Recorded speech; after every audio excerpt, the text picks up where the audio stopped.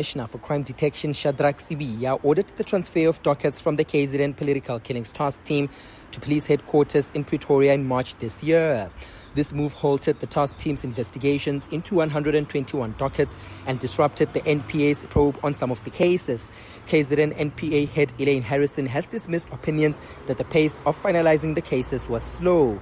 However, she says the NPA can't be blamed as the dockets were taken away from the task team. But I just want to indicate we've lost approximately March, April, May, about 3 months of investigations being conducted. And is that the duration of the time that you did not have access to the dockets? That's the duration of the time. The dockets were only returned to the KZN Political Killings Task Team in August. Alpha Ramshwana, Eyewitness News, Pretoria. The National Council of Provinces has voted against a resolution by the Western Cape government to dissolve the Knysna municipality over persistent service delivery issues. All provinces except for the Western Cape have supported a report from the Select Committee on Cooperative Governance. The report recommends that the province play a more supportive role instead. Local government MEC Anton Bredel and the DA have been accused by Knysna's mayor Thando Matika of political meddling in the ANC-led council. Lindsay Dentlinger reports. Following a visit to Knysna on Tuesday to meet with the council and interested parties, the Select Committee on Cooperative Governance says it agrees with residents that dissolving the council is not the route it should follow.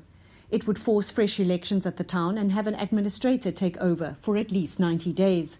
But the DA's Nicholas Gotzel says the committee's report is skewed and favours organisations which are aligned with council leadership. There have been repeated E. coli outbreaks, widespread infrastructure collapse and non-compliance with statutory obligations like the Water Services Development Plan. However, committee chairperson Mxolisi Kaunda says the new political leadership, which was installed in February, is not failing in its constitutional duties.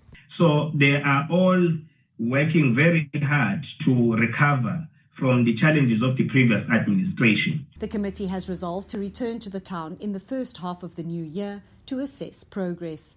Lindsay Dentlinger, Eyewitness News, Parliament. There has been yet another delay in the attempt by taxi association Cordetta to reverse a decision to close routes in some parts of Cape Town. The association's urgent application in the courts has once again been postponed. The postponement comes on the 10th day of a 30-day route and lane closure from Mfuleni and Khayelitsha to Somerset West. The Western Cape government implemented the measures to avert further violence linked to a dispute over routes between Cordetta and rival taxi association Carter. Several taxi operators and commuters were killed and some wounded in taxi-related violence in the city recently. Ndutuzelo Nene reports. Judge Chantel Fortain has asked one of the parties between Cordetta and the Provincial Mobility Department to file supplementary papers by Monday next week. Then on Tuesday, both parties are expected to argue their cases in front of her, and she will then decide whether to dismiss or accept Cordetta's court challenge. Following deadly shootings linked to the taxi industry in Cape Town for the past few months, the Mobility Department says calm has been restored. Law enforcement officers will remain deployed to ensure measures are adhered to. There's still no word from the warring taxi associations about the resumption of talks to end the stalemate. Ndutuzelo Nene, Eyewitness News. In KZN, the DA has announced its former Member of Parliament, Hanif Hussein, as its mayoral candidate for the Ethekwini Metro. The party made the announcement in Chatsworth, south of Durban this afternoon. It comes ahead of next year's local government elections, where the party says it is setting its sights on the KZN Metro.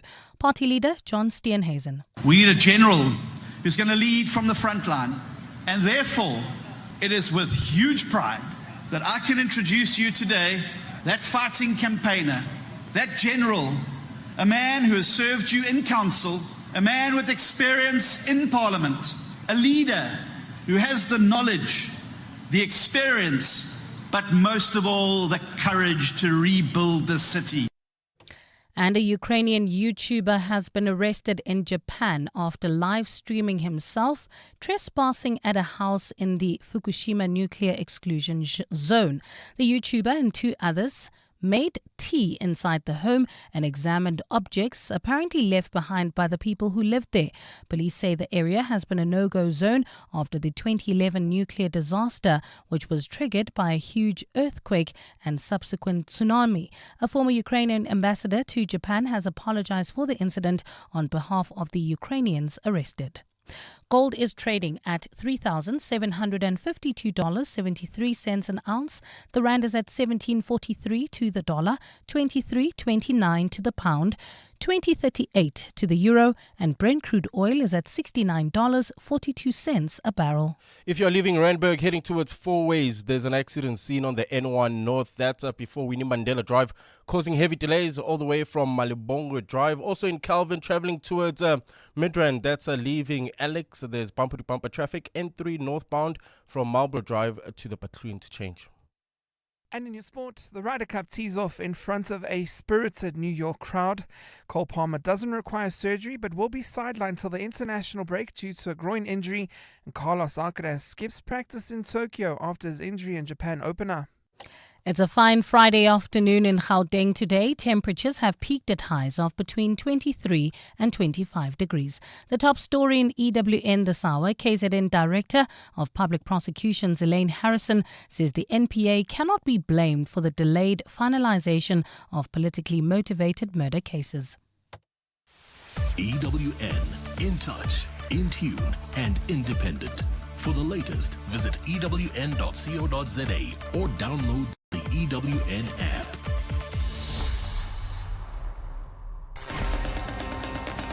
You're with John Perlman on 702. Streaming on the Prime Media Plus app, DSTV channel 856, 92.7 and 106 FM.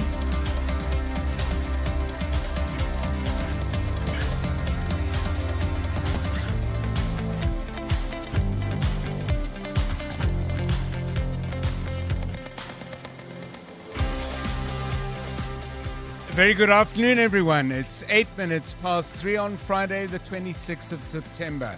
This is 702 Drive with me, John Perlman. Wherever you're listening to us in 702 land, welcome to the show. We know that whistleblowers come in for threats and worse, but we are, I would suggest, entering new territory when this starts happening to members of parliament. Songezo Zibi, leader of Rise Mzansi and chair of the Standing Committee on Public Accounts, has been leading an investigation into the Road Accident Fund. Now he's facing intimidation and threats. Does he have an idea where this might be coming from? He joins us after 5. Some other stories we're covering.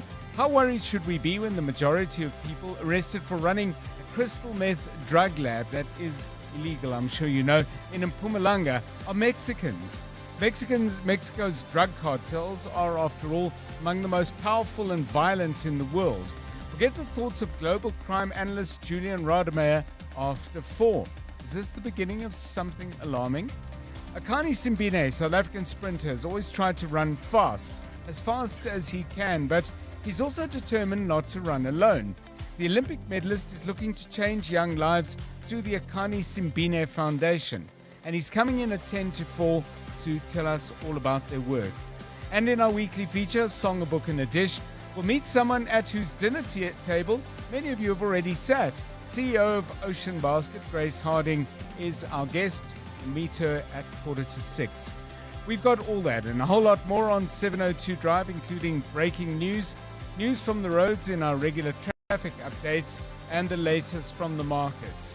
Speaking of the markets, the JSE up by 460 points today, surging in the afternoon after a morning spent largely in the red. The resources index up by 1.75%, doing most of the heavy lifting. Valterra up by 5.7%, Implats by 3.3%, DRD Gold stronger by 2.8%, other gold and platinum stocks doing well as well. Away from resources, Adcorp having a very strong day, up by 6.4%. The rand is currently trading at 17.39 against the dollar, 20.36 against the euro. A pound will cost 23.29. Stephen Curtis joining us with all the details at 4:25. We'll get sports news with Anthony Teixeira. Looking forward to a really big and interesting weekend of sport, including And centrally, of course, I suppose, the Springboks down in Durban up against Argentina. Anyone getting in their cars and heading their way? If you wait till 6 and you have an extra ticket, I'm free. Anthony Teixeira, as I said, will bring us all that news. And Bali Dlamini has the latest news headlines. Karabo Chale keeping an eye on the roads. This is 702 Drive. We're live in the place where you live. And if it's happening in 702 land, you will get to hear about it here first. But if we maybe are missing a story or missing the point, please do give us a call on 072 702 1702 or ring us on 011 883 0702. 702. Let's walk the talk. So we have lots to talk about, lots to inquire about, lots to think about, including some of those rather random but very, very interesting thoughts. We were chatting about the weekend ahead and, you know, everybody, I think in one way or another, it might be a series, it might be a movie that you've been storing up and waiting to watch, maybe more than one. And then, of course, if you mean there's a fair amount of sport you'd be likely to watch. But in any home, there's often only one TV and crucially, there is only one remote. And if you have the remote in your hands, you're in a very powerful position. And of course, if you move to put the kettle on or get a cold drink or whatever it might be, answer the doorbell or collect the food or that's takeaways that are being delivered, you may need to take the remote with you. Because if you give it up, it's gone and gone for good. So who controls the remote in your family, and does it work out fairly peaceably, or can it be the source of some tension? Give us a call on that on 011 883 0702 and 072 702 1702. Jonathan Fairbairn, good afternoon to you. Who has the remote, and how good are you at keeping hold of it if it's you? Afternoon, John, and afternoon to our 702 family. So, short, simple answer, my missus is the one who controls the remote. She always has it in her hands. And, I mean, before I met her, I didn't even have a TV. I didn't, Really? I mean, I had it. It was an ornament, basically, on the wall. I never watched TV because I was never home. I was always out, and I would read and stuff like that. So she's king or queen of the TV remote, and it's nice because I'll just sit there and say, okay, well, she's almost like my own Google. You know, you could say to some remotes, hey, Google, play me blah, blah, blah. Yes, So I just say, hey, Zon, play me blah. She finds it on the remote for us. But I've also downloaded the TV remote on my phone. Which I is, didn't even know you could do that. Which is quite nice. Yeah, my LG, you can download the app onto your phone and you control it from your phone, which is quite nice. So what if you have a serious disagreement about what to watch? Is it whoever clicks first? Well, we're quite good in terms of how we Yes. watch, and we don't cheat on each other either. So if we have a favorite show, we'll only watch that show together. Okay. We won't go behind each other's back. Yeah. No remoting around or anything. No remoting around. No swinging remotes. Yes. Okay. So in our household though, but she's generally the one who is holding the remote. So I'm generally in charge. I generally have the remote, but it doesn't mean I control what we watch.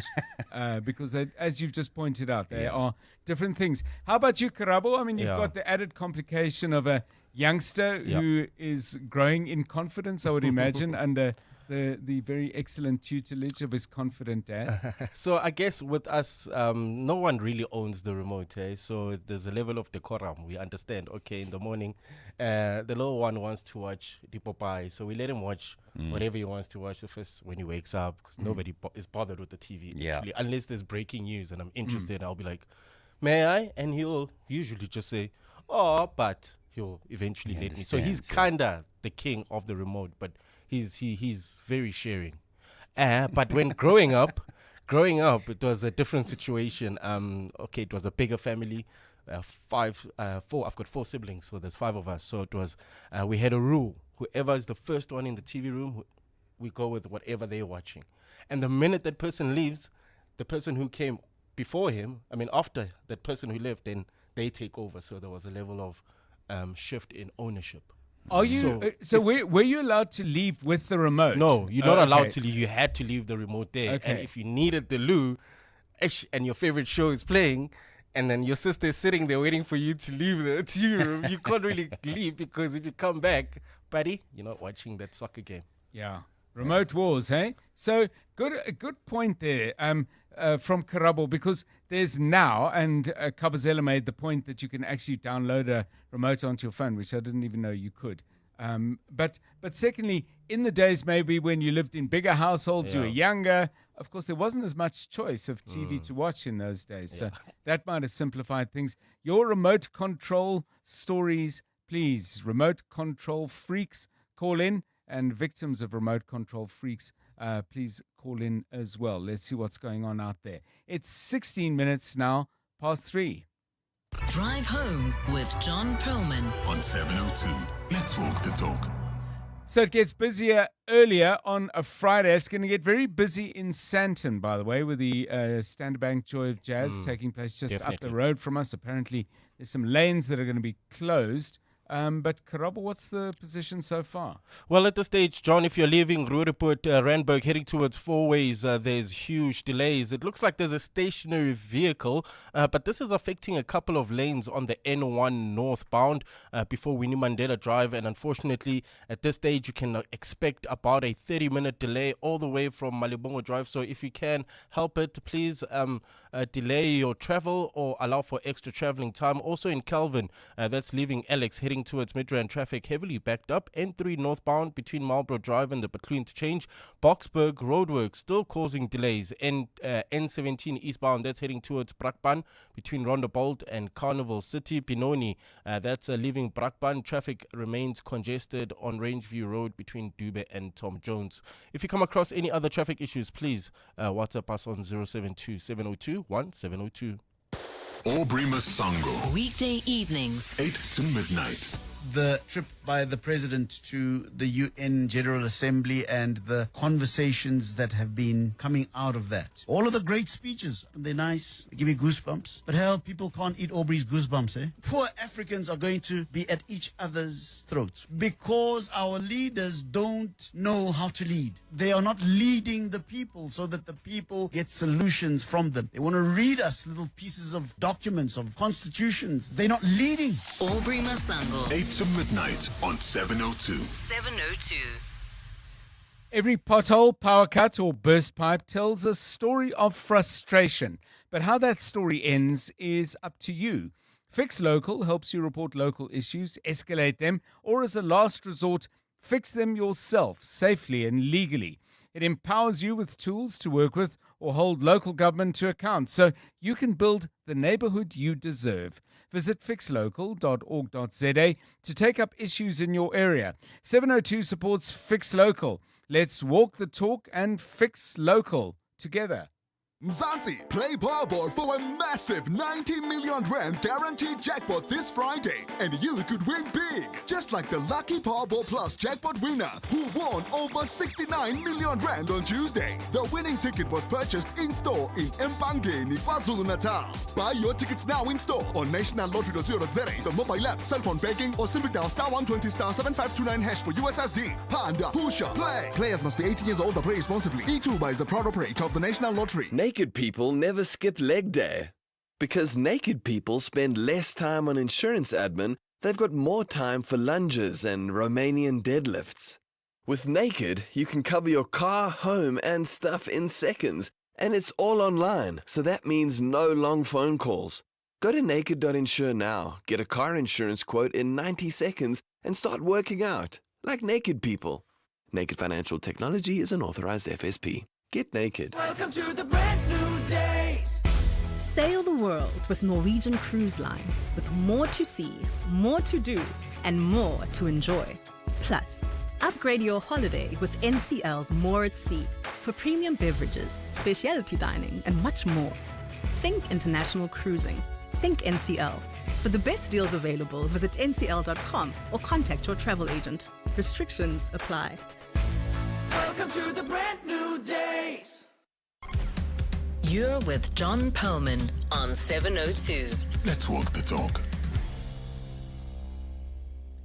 702 Drive, it's 21 minutes past 3 o'clock now. The Madlanga Commission of Inquiry in session again today, focusing very much on the prosecutorial authority and indeed specifically on the NPA down in KwaZulu-Natal. Elaine Harrison, Director of Public Prosecutions in KZN, was the person who was giving evidence today. So what did she have to say? And how does this fit in with all the other kinds of things that the Commission has been hearing about? Alpha Ramushwana, our EWN reporter, was out at the Bridget Mabandla College of Justice and listening in closely. Alpha, very good afternoon to you. I mean, the one bit I heard, Elaine Harrison was asked whether there, in her view, there was any good reason to stop the work of the Political Killings Task Team down in KZN in terms of the work they were getting done and the results that they were having in the prosecutorial space.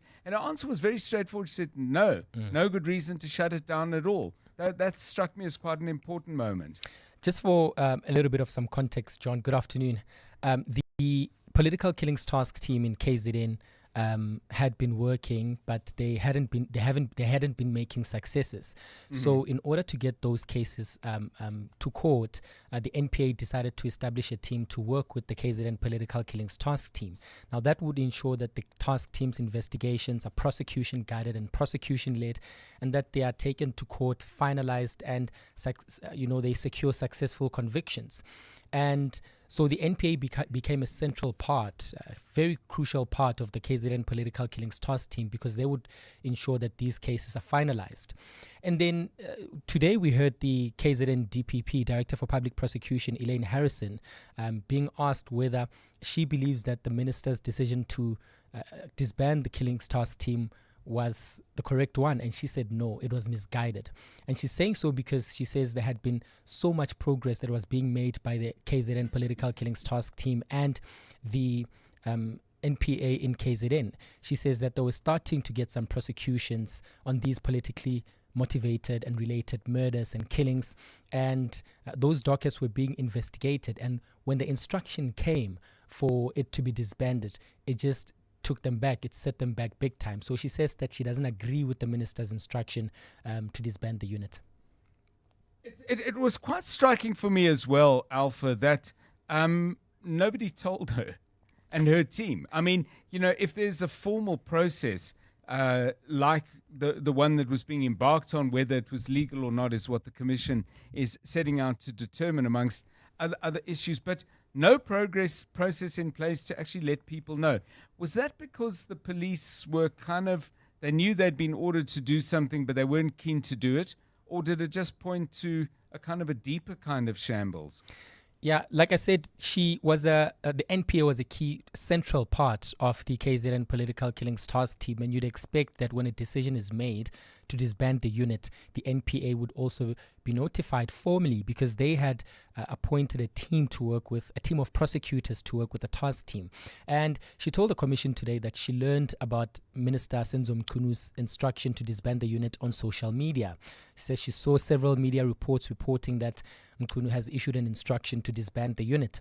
And she said today during her testimony that she has no idea why it didn't get to her formally, why she wasn't notified formally. But it might seem that it was because the National Police Commissioner, Fani Masemola, as well, did not agree with Minister Mkunu's decision or instruction to disband the Political Killings Task Team. I mean, a few days ago, Fani Masemola told the inquiry that he felt that Minister Mkunu was interfering with his work as the National Police Commissioner by instructing him to disband the Political Killings Task Team. So Masemola didn't agree with that decision. Yes. And perhaps that's why there was never formal communication to everyone else who's involved, the NPA in KZN, the KZN Provincial Commissioner as well. Elaine Harrison, in the course of her testimony, Alpha, and again I was dipping in and out, but you were listening obviously to the full account that she gave some very hair-raising descriptions of what was happening to people getting killed, witnesses getting killed, and so on. First of all, did you get a sense as to why this was such a dangerous undertaking, both for witnesses, prosecutors, and the police investigating? But secondly, did you get the impression they were starting to get a handle on that and actually offering greater protection to either people who might invest the crimes or help them solve them? Yeah, so during her testimony today, she listed a number of challenges that the NPA and the Political Killings Task Team had been facing in finalizing some of the cases. And like you've said, one of them is that witnesses would be killed. Some of the witnesses would decline the offer for witness protection, and outside of that witness protection program would be murdered. And so the case can't go any further. And we heard last week as well that there were other prosecutors who declined being part of these teams because they feared for their life. So this seems like a repeating pattern in KZN, and they were starting to make some progress. I mean, of the 612 cases handled by the Political Killings Task Team, of 297 of them had been finalized. Some of them they'd secured convictions. So based on these stats, they're saying that they were starting to make some progress, and the decision to disband the Political Killings Task Team set them back big time. The alleged the instruction by Shadrack Sibiya, the Deputy National Commissioner for Crime Detection, to move the dockets from KZN Political Task Team to Pretoria as well, she says set them back big time because their investigations were halted for 3 months because the dockets were moved to Pretoria, to the head office, and no longer lied with them in KZN. So there are a number of issues that happened that prevented them from making progress, but she says at some point things were going well. Thank you very much, Alpha Ramoshwana. Up on Monday, Dumisani Khumalo, National Head of Crime Intelligence, he of course was in the news because he was arrested earlier on charges, nepotism amongst them, charges he has denied. Lieutenant General Nhlanhla Mkhwanazi inferring that his targeting and bringing before the court, not just him but others are facing the same charges as well, was part of the same plot to implode investigations. But Dumisani Khumalo, Crime Intelligence Head, first up at the Madlanga Commission on Monday. It's 3:28. Bongani Bingwa, 702 Breakfast. Weekday mornings, 6 to 9. Someone borrows from an unregistered lender. There's no obligation to repay. It's void. There is no contract. You are not registered with the National Credit Regulator. There's various cases that we have won in the National Consumer Tribunal which have addressed that issues ad infinitum. That if you are not a registered credit provider and you go and you loan money, that consumer is not obligated to pay back. Debohon Semane, Investigations Department Manager at the National Credit Regulator. Bongani Bingwa, 6 to 9. On 702. You've reached in his Renault Duster en route to Dullstrom. This journey is taking to try a sport far more boring than its name might suggest. Fly. Fishing. He'll be in his Renault Duster, which he bought with 40,000 Rand trade-in assistance. Leave it all behind in the new Renault Duster with 40,000 Rand trade-in assistance. Offer exclusive to Renault Financial Services. Product of ABSA. T's and C's apply. Josie, my Josie. A city made of swag, passion and resilience. Over here, we rise with the sun. Namateksi. We are a city of doers, creators and believers. When we unite, yonke into iyahlangana. From corner offices to corner veggie stalls or corner pre-chat and receipt. Josie, my Josie. A city where even those who were not born here are made here. Yabona la, citizenship is awarded to the curious. There's magic and beauty in our city. So we call on everyone to come experience it. Babiza bonke to come see Josie and all its people. Because this city is all of us. Come witness our citizens do it. Babiza bonke to come see the actions of the invisibles. Those building our city from the ground up. So we have a home we can all proudly call Josie, my Josie. Visit josiemyjosie.com to see how Josie does it. People are talking, everybody's talking, and they're saying it's time to make insurance great again. They said our low premiums were fake news. Wrong. We're putting customers first. We're going to drain the insurance swamp. It's full of hidden fees. But when we clean it up, believe me, it's going to be huge. This message has absolutely nothing to do with the US government. It's paid for by the King of Insurance, who's making insurance great again. Get a quote now. It'll be the best decision people are saying ever. King Price is a licensed FSP. No fake news, just lacquer insurance.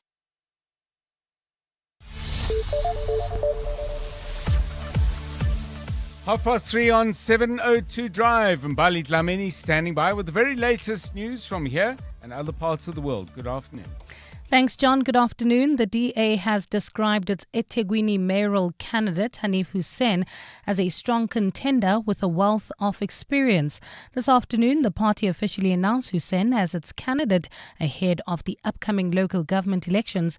Hussein served as a DA member of parliament from 2007 until last year. The party believes his experience would be valuable at a local government level. Nhlanhla Mabaso reports. Hanifa Hussein is the former DA KwaZulu-Natal provincial chairperson and held the position for over 8 years. He has also previously served as the DA Shadow Minister of Cooperative Governance and Traditional Affairs, Home Affairs, and the Portfolio Committee on the Auditor General. DA leader John Steenhuisen says the former councillor in the Ethekwini Metro has got what it takes to run it. Under his leadership, we are going to restore dignity in our neighborhoods, and we're going to invest in our townships. We're going to light up our streets. We're going to fix our water and sewage systems. And we're going to make this city work for all of its citizens. Hussein has promised that if elected mayor, he will champion service delivery in the city. Nhlanhla Mabaso, Eyewitness News, Durban. The Eastern Cape government has officially launched an investigation into multiple reports of sexual assault and abuse of learners at the province's high schools. The government says there has been a concerning flare-up of sexual offence cases allegedly perpetrated by educators. In recent incidents, 7 teachers from 2 high schools were placed on precautionary suspension following reports of sexual offences. Provincial Education MEC Fundile Kate says they have taken note of a few schools with several cases. We have identified a number of schools that already are signs of this particular sketch. Your St. John's College in Namtata, your J.S. Kenjana in Naidujwa, your Ngangelizwe Senior Secondary School in Namtata. The SPCA says it's made no progress in its investigation into the deaths of 10 dogs in Lwandle in Cape Town. Earlier this month, 18 dogs were poisoned in that area. 10 dogs died while 8 others received medical attention at the Animal Welfare Society's clinic in Gordons Bay. The facility found that the animals had been fed poisoned meat that was thrown over property walls. Inspector Kyle Garodo says preventative measures can be followed to ensure that dogs are out of harm's way. The only preventative measure is basically keeping an eye on your dogs, making sure that your yard is enclosed, that people don't have easy access into your yard without you being aware of it. And with final preparations for the opening of the 26th Standard Bank Joy of Jazz Festival tonight underway, South African jazz artist Sia Makuzeni says concert goers should be prepared to be spoiled for choice. More than 60 artists are expected to entertain crowds at the Sandton Convention Centre during the 3-day festival. Makuzeni is advising those who will be attending to carefully plan which performances they want to see in order to avoid disappointment. Ntokozo Khumalo has more. Jazz lovers in Joburg will be treated to a variety of artists from more than 15 countries over the next 3 days. Some artists have shared with EWN that the event is about more than just music, but a reflection of society and an expression of different cultures. Many shared the sentiment that jazz is intrinsic part of humanity in its truest form. Sia Makuzeni says she hopes the audience will travel with her on the musical journey. It was a tricky balance in knowing that I also want to find myself having fun, right, and not feel that I'm maybe limited to creating a set that is full of music that they know. That maybe my audience will trust me in being able to also come with us in terms of the new journey with the new music. The festival opens this evening and will run until Sunday night. Ntokozo Khumalo, Eyewitness News, Sandton. It's a fine Friday afternoon in Gauteng today. Temperatures have peaked at highs of between 23 and 25 degrees. In Fourways, there's a stationary vehicle affecting a couple of lanes that's leaving Rudaport on the N1 northbound before Winnie Mandela Drive, causing about a 30-minute delay all the way from Malibongo Drive. In Calvin, traffic heavily backed up. N3 northbound from Marlborough Drive to the Batoon Interchange, and in Edenvale traveling towards Germiston, expect about a 20-minute delay. N3 southbound from Modderfontein Road all the way to Van Buren. A top story in EWN. The DA has described its Ethekwini mayoral candidate Hanif Hussein as a strong contender with a wealth of experience. The Midday Report. Weekdays 12 to 1. What will it take to end load reduction in 12 months? We're starting in the areas where we've already had the community engagement going to roll out. And that's why I'm talking about a timeline of 12 to 18 months. 12 months, if there's little to no resistance, 18 months for us to finish all of this, if you like, hard to access the areas. But we are more than confident with the level of technical preparations and the kind of engagements that we have already had with some of the communities. Dr. Songezo Zibi. The Midday Report With Mandy Wiener. 12 to 1 on 702. 702. Joburg, mark your calendars. The Music and Lifestyle Expo 2025 is back on 14 and 15 November at the Sandton Convention Centre. Experience a world where music, trade, fashion, food and lifestyle collide, all under one roof. From engaging masterclasses and a vibrant exhibition floor featuring fine wines, crafts and lifestyle brands to unforgettable live performances by Dr. Jonathan Butler, Lira Tandiswa Mazwai, Ringo, Major League DJs and more. This is one expo you can't miss. Tickets available now at ticketpro.co.za, proudly endorsed by the G20 Summit.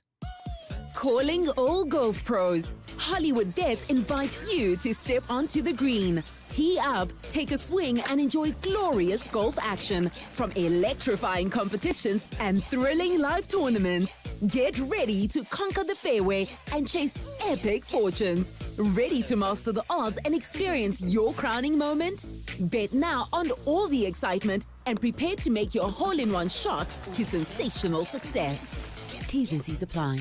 Hollywood Sportsbook is a licensed betting operator. No persons under the age of 18 years are permitted to gamble. Winners know when to stop. South African Responsible Gambling Foundation toll-free counseling line 0800 006 008. To celebrate 25 years of helping you live the Premier life, FNB Premier is giving you a chance to win a 14-day European tour experience and other cool monthly prizes. Open any FNB Premier account from September to 31 December 2025. Switch your salary, swipe or tap a minimum of 2,000 Rand per month for 3 months straight. Spend and win with FNB Premier. FNB, help changes everything. TCs and competition rules apply. FNB, a division of First Rand Bank Limited, an authorized financial services and credit provider. 702. WhatsApp John on 072 702 1702. Good afternoon, John. This is Selma from Rurapur. I have a funny tale to tell you. When my husband was still alive and he was watching the TV and I'm doing my normal chores and stuff, I was still a great chatterer. And if I was chatting when he wanted to concentrate on the TV, he'd take the remote, point at it at me and say, mute. That's my funny story. Have a lovely afternoon. Bye and enjoy the weekend. So, John, on the subject of TV remotes, right now it's not a problem in my house because there's multiple TVs. But you would think that would be convenient, but that in itself is a little because then you don't get to really sit as a family.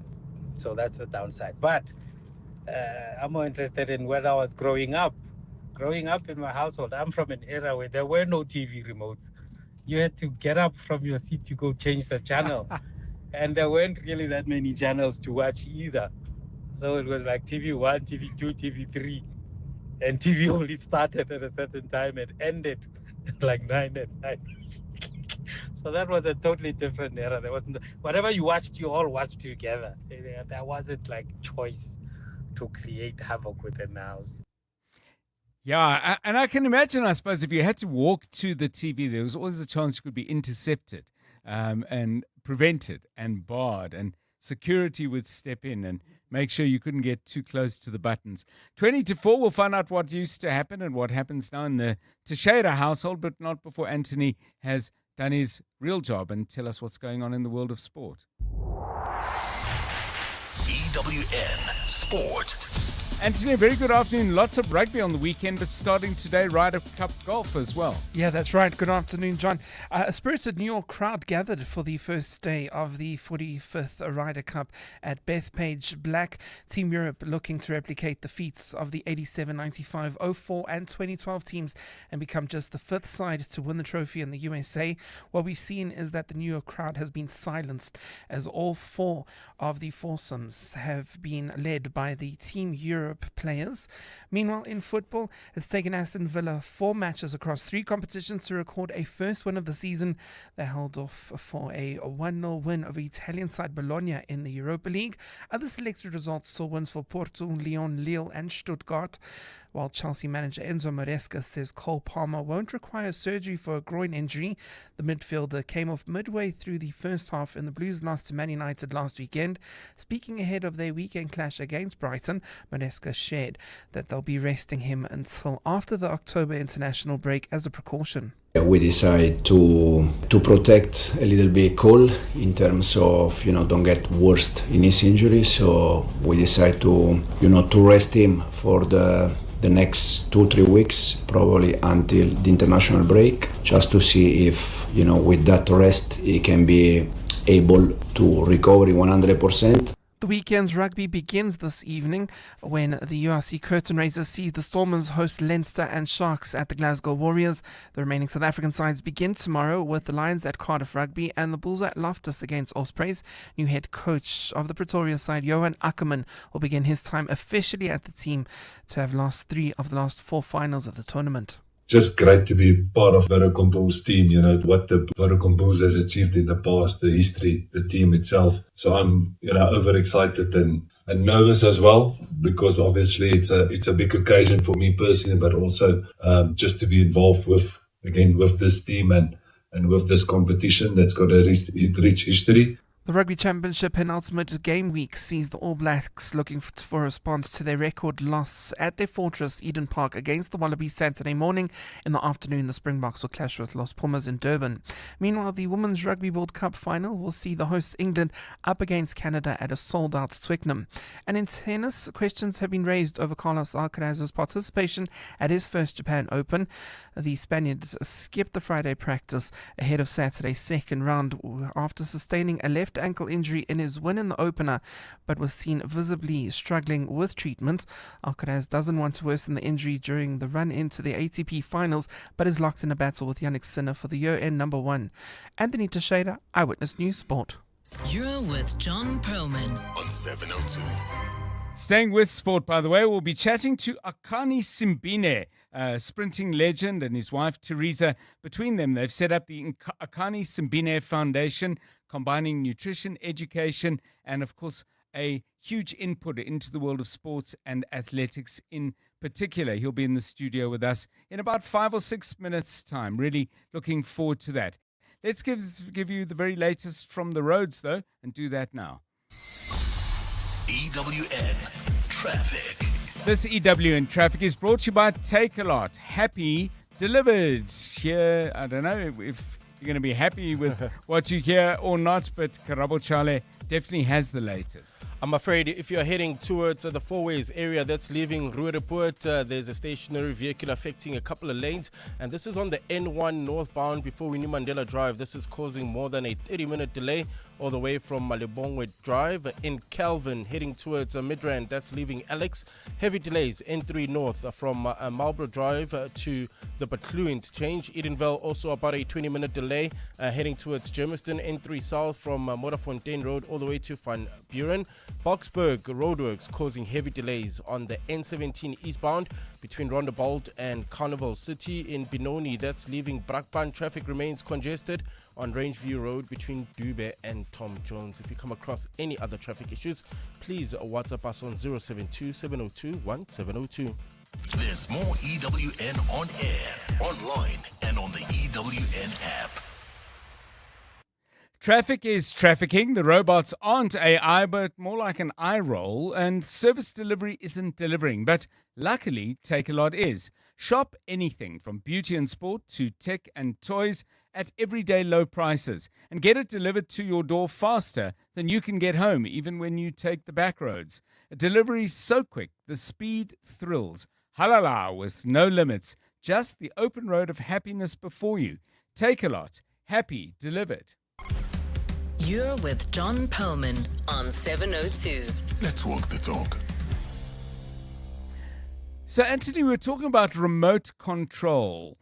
The control of the remote, to be more precise and more accurate. Give us a thought from, first of all, when you were growing up. I mean, did you get a stab at hanging on and moving the channels up and down, or was it always people older and perhaps more influential than you? Yeah, no, unfortunately, I was basically the instrument that changed the channels, because we used to have a big one that used to have, the channels on the side that you have to like twist and turn in order to tune. Okay. And so, because I was the child and I was the youngest, I was always sent to change the channels. And that was, I'm not going to lie, it used to annoy the hell out of me. So you were the remote. I was the remote. I was the remote. And now, as an adult, I'm the only one in the house that knows how to use the remote control. So I'm basically the king. I have made sure that I have taught nobody how to go to, from like Netflix to Disney to DSTV. No, nobody else knows how to do it. I know how to do it. I even scratched out the official things on the remote control. It's not even a lie. Just so I can be in control and say, Disney's down at the moment. Nobody's going to question you. Oh, yep. Okay. And is there any danger? Is there anyone showing an interest in learning and saying, Anthony, I'd like to do this for my show because you're going away. Show me how this all works. No, it's just me and my mom, and she knows how to get to The Chosen, which is basically the only thing that she watches, which is on Prime. And then she knows how to get there, and she doesn't know how to go anywhere else, and she has no interest whatsoever. She's also not very good at technology. She will describe herself as someone who will blow things up even just by looking at it. Okay, well, that's a superpower in and of itself. Your stories, please, of battles for control of the remote. Give us a call because, it is the weekend coming up. Some people are doing active things outdoors. Quite a few people are using this as couch potato time. Your stories, please, on 072 702 1702 and 011 883 0702. 12 minutes now to 4. 702 Afternoons with Relebohile Maboja, 1 to 3 p.m. What would you say is different about the sound you are bringing us today? It's certainly more, from the record side of things, if you listen to the record on Spotify, it's available on all streaming platforms, Spotify, Apple Music, iTunes. Buy it if you're so inclined. Please, Lord, we can't be suffering from the 0.000031 streams per song, but that's not what we're here to talk about. But what was the question? The sound. What's different about the sound? Yes, the sound is a lot more commercial, I think, on the record side of things. It's a lot more poppy. It's a lot more kind of radio friendly. I'm with the Gen Zs now. We don't do bridges anymore. Singer and songwriter Leon John. 702 Afternoons with Relebohile Maboja. Let's walk the talk. At the heart of global conversations shaping the future, Africa's voice matters more than ever. As Africa's largest bank by assets and lead sponsor of the B20 Summit, Standard Bank Group is proud to spotlight the continent's growth, partnerships and potential on the world stage. Through informed dialogue and powerful partnerships, Standard Bank is driving sustainable growth where it matters most. Standard Bank is an authorized FSP and registered credit provider. Your workday calls for more performance, more doing the impossible, more challenge accepted. Your weekends demand more excitement, more detours, more limitless living. And the new GWM P300 LS is where it all comes together. Bring it on in the new P300 LS with a 2.4 turbo diesel and 12.3-inch touchscreen from only $5,999 per month. Visit gwm.co.za for T's and C's and to book a test drive. GWM, go with more. Brought to you by GWM Finance, a division of Westbank and authorized financial services and registered credit provider. Backed by popular demand, legendary jazz icon Kenny G will be performing at the Super Bowl at Sun City on Friday, the 3rd of October. Get ready for an unforgettable night of timeless hits and pure musical magic. Get your tickets from webtickets.co.za. Brought to you by Breakout Events and 702. You're with John Perlman on 702. Let's walk the talk. 10 minutes to 4 on 702 Drive. I'm sure you've heard the expression. Some say it's an African proverb. If you want to go fast, go alone. If you want to go far, go together. Well, my next guest and the people working with him has certainly gone fast, but he's also determined to go far and not do it on his own. Joining me in the studio today is South African sprint legend Ethekwini Simbine. Together with his wife, Teresa, they have set up the Ethekwini Simbine Foundation, building on the extraordinary success that Ethekwini has achieved as one of the world's top sprinters. They're using the magic they've created, the resources they've built up, and above all, the networks they've established to do things for young people in South Africa. Their work includes sport, it includes nutrition, it includes education, and they're both here to tell us about what they do. Ethekwini, Teresa, welcome. It's great to have you with us on the studio. Thanks for joining us, and congratulations on the foundation launch this year.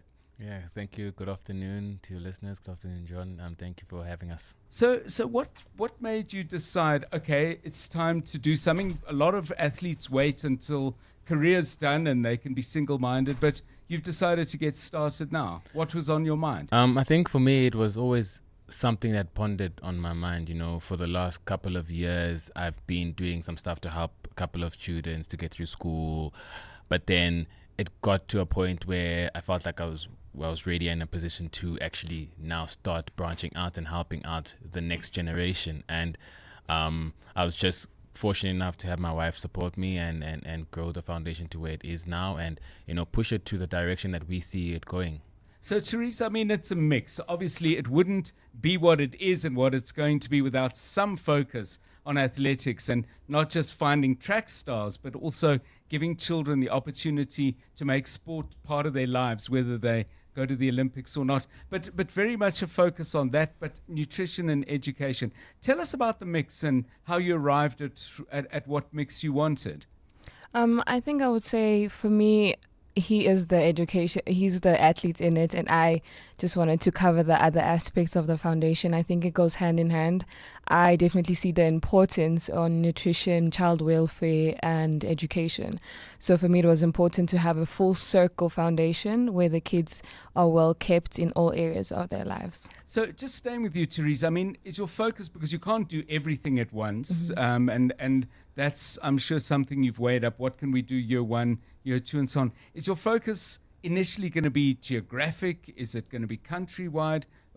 Tell us where we'll find you. For now, we're definitely focusing on Gauteng, on Joburg. And by God's grace, we're going to just expand as the blessings keep coming in. I mean, we have great partnerships that help us expand, but we are happy with what we've achieved in year one, and it's more than we ever expected. So, I mean, Ethekwini, what in your early life as a young man looking to be a track star, but also looking to make your way through life, which would include education and all the other challenges we face as we grow up, what from your early life are you expressing in the way you want this foundation to change other young lives? I think for me it was important that, because my story came from going to school and using school as a platform to, you know, do athletics. Yes. But my athletics allowed me to get an education, but for free, you know.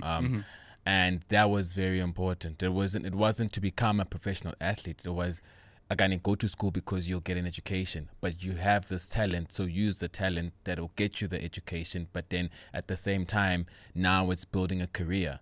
And for me, I now want to put that onto the next generation and say, okay, if you guys have a talent in sport, use that talent. You don't have to become a professional athlete. You don't have to become a professional in that sport, but use that sport to give you an education so that you can do something with your life when you're done.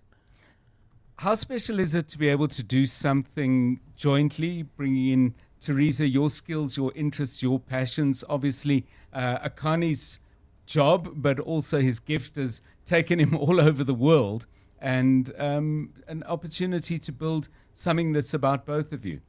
It's amazing. I think especially after we also had our first child. Oh, it congratulations. Thank you. He's not that little anymore, but thank you. It was definitely like a family value that we created, and something that we get to pass on to our children. So I'm very grateful that we get to bond, and our bonding helps put a smile on someone else's face. So Yeah, it's a great project. And you spoke a little bit earlier, Akani, about partners that you're bringing in. And one of them is the Dis-Chem Foundation. Let's welcome Jacqueline Karlberg into the conversation. Dis-Chem Foundation partnering with the Akani Simbine Foundation. Akani and Teresa already very clear about what they want to achieve. But Jacqueline, welcome. What about what Akani and Teresa are doing has caught your eye, and where does the Dis-Chem Foundation fit in with the vision they have?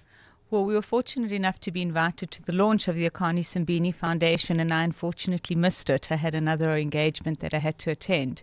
And colleagues from Biogen said, Jack, you've just got to meet Akani and Teresa. The work they're doing is fantastic. And I had a look at it, and Teresa's doing something called New Nest as well, which is for young mothers having babies starting out, and how she's assisting them and has recognized the need for education, what you need when you're having a baby. And just Akani, his platform for education and sport, it just aligns with the Dis-Chem Foundation entirely. So we're looking forward to growing their foundation with our support and making little changes as we go and grow together. Akani, if I think about, you would have had absolutely singular focus while you were in Tokyo on the track. It's not that long ago that you and the other relay runners were winning silver in Tokyo, and it's been a very packed program because of the COVID disruption. Is having this other thing that you're going to be doing well beyond the end of your track career, is it in any way helping you in your athletics? Because I would have thought focus is everything, but maybe non-stop focus can become quite exhausting. I think you actually hit it on the nail there. Like non-stop focus on track is very exhausting. One track, huh? Literally. Yeah. And being able to have something else that you're doing, I think it's very important because you can't just be singular focused. I always say that athletics it's a short-lived career. And you must make sure you do the most you can with it. But at the same time, while you're in the career, do something else. That's why I push education so much. That's why I tell these athletes, go out there, do more things, do other things, educate yourself, start a business, invest, so that when you leave your career, you have something to fall on. So that's very important for me. Does that connect to something that's almost midway? It's certainly in my mind between the foundation. We'll come back to Teresa in a moment because I want to hear a bit more about New Nest. But the work of the foundation on the one hand, your work on the track, but somewhere in the middle ground, you really have been a powerful figure. I don't want to insult you by calling you a father figure necessarily, because you're still very much a young man compared to some of us in the room. But in all seriousness, your work with Bayanda and other younger athletes, has that somehow fed into the foundation, and might the foundation's work feed back into that role? Because you're doing much more than winning races for yourself, I think. You are seeding the ground for some great careers. Yeah, I think it's I just let the career do it, I think I let the career do it, and I let the work in the career do it, and now I have the foundation and I have a business also on the side. So it's things that I'm doing that I'm allowing myself to do and explore, but as well letting the athletes see that it is possible to not just be an athlete, that you can do so much more than just be an athlete. And I'm in the position now to actually be able to do that, and the athletes are seeing it. Now they start calling me Ankh, and that's like, no, bro, I'm not Ankh, But at the same time, it's not gonna go away. I understand it, and they also want to learn from me. They want to learn from the successes, the mistakes, where I fell off, where I did well, where I didn't do well, and I'm always open for that. And just, Teresa, before we close, New Nest, a real focus on a crucial part of our lives, those early days of first of all pregnancy, giving birth, and then bonding with young people. A brief word about New Nest and your goals for that. Yes, so New Nest initially started obviously after my experience of having a child, and I was in a very blessed and fortunate position, and it just had me thinking, what if not? And that's where my urge came from, to help mothers and just give them some dignity, some self-love in their journey in entering motherhood. So we decided to help mothers, and we've been partnering with Dis-Chem and Biogen as well, because Biogen has supplied us with pregnancy packs that have vitamins, which are very, very vital things, especially postpartum, and I've experienced that myself. Yes. So, yeah, it's just about giving the mothers some grace, taking off some weight off their shoulders and helping them get into motherhood and really focus on just their child, especially the crucial 6 first months. So we're going to stay in touch with your work. Hopefully we'll have you back in the studio to tell us how you're going 6 months, 9 months down the line. But congratulations to both of you and to the Dis-Chem Foundation for the partnership. Akani Simbine, Teresa Simbine, Jackie Kohlberg joining us from Dis-Chem. A fabulous partnership looking to make a difference way beyond the track, but inspired by some remarkable years as a South African sprint legend. 702 Drive. Thank you to the amazing members of the Dis-Chem and Dis-Chem Baby City Benefit Program. Every swipe of your Dis-Chem or Baby City Benefit card helps support the incredible work of the Dis-Chem Foundation. If you're not a member, visit dischem.co.za to find out how you can join the Dis-Chem and Dis-Chem Baby City Benefit Program. Remember, every swipe counts. This is EWN. 2 people have been killed in a crash on the N1 this afternoon, and KZN NPA head says they cannot be blamed for investigation delays. Good afternoon, I'm Bali Dlamini. We begin on the roads. Joburg motorists are being urged to steer clear of the N1 North Highway just before the Winnie Mandela Drive exit in Sandton this afternoon. That road has been closed off to traffic after 2 people died following an accident caused by an oil spillage on the major road. Emergency services are currently on the site assessing the scene. Preliminary investigations suggest that a truck overturned earlier this afternoon, spilling thousands of litres of oil on the road. Joburg Metro Police say 2 other passenger vehicles were involved in the crash.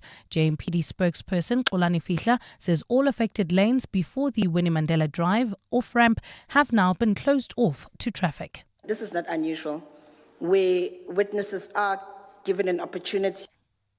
We do apologise for that incorrect soundbite there. Patriotic Alliance leader Gayton McKenzie has accused the ANC of waging a silent war against his party, particularly at local government level. Although McKenzie has pledged his support for President Cyril Ramaphosa, he says it's on a matter of principle that he has threatened to resign from his position. He threatened to step down as minister on Tuesday if the PA's deputy president Kenny Kunene is not reinstated as a Joburg MMC. Kunene is expected to be sworn in as a councillor once again this afternoon. It follows his resignation 2 months ago amid the controversy sparked by his presence at the scene of a police arrest. Lindsay Dentlinger reports. PA leader Gayton McKenzie addressed supporters in a live stream this afternoon after a midnight Facebook post announcing why he would be withdrawing the party from the Government of National Unity and quitting as Sport, Arts and Culture Minister. McKenzie says he can't expect his deployees to step back from roles in coalitions and not do the same. Those people are going to get less now. The speakers, the MECs, they're going to get less. Why am I asking people to stand back while I'm still at the table? He says he won't allow his party to be dictated to by EFF leader Julius Malema as the parties tussle for the transport portfolio in the city of Johannesburg. Tuesday morning, if I don't resign, you must never vote for the PA again. McKenzie says only Kunene's reinstatement as Transport MMC will make him retract his decision. Lindsay Dentlinger, Eyewitness News. The family of a 15-year-old Priti Mahlangu, who was run over by a car and killed in June, has accused the Germiston police station in Ekurhuleni of failing to adequately investigate the case. It comes after the matter was once again postponed at the Germiston Magistrates Court today. 67-year-old Martha van der Walt, who faces a charge of culpable homicide for the teen's death, appeared briefly before the court. Proceedings were quickly adjourned, with the state citing outstanding evidence in the form of a video which captured the moment van der Walt's car rammed into a group of girls.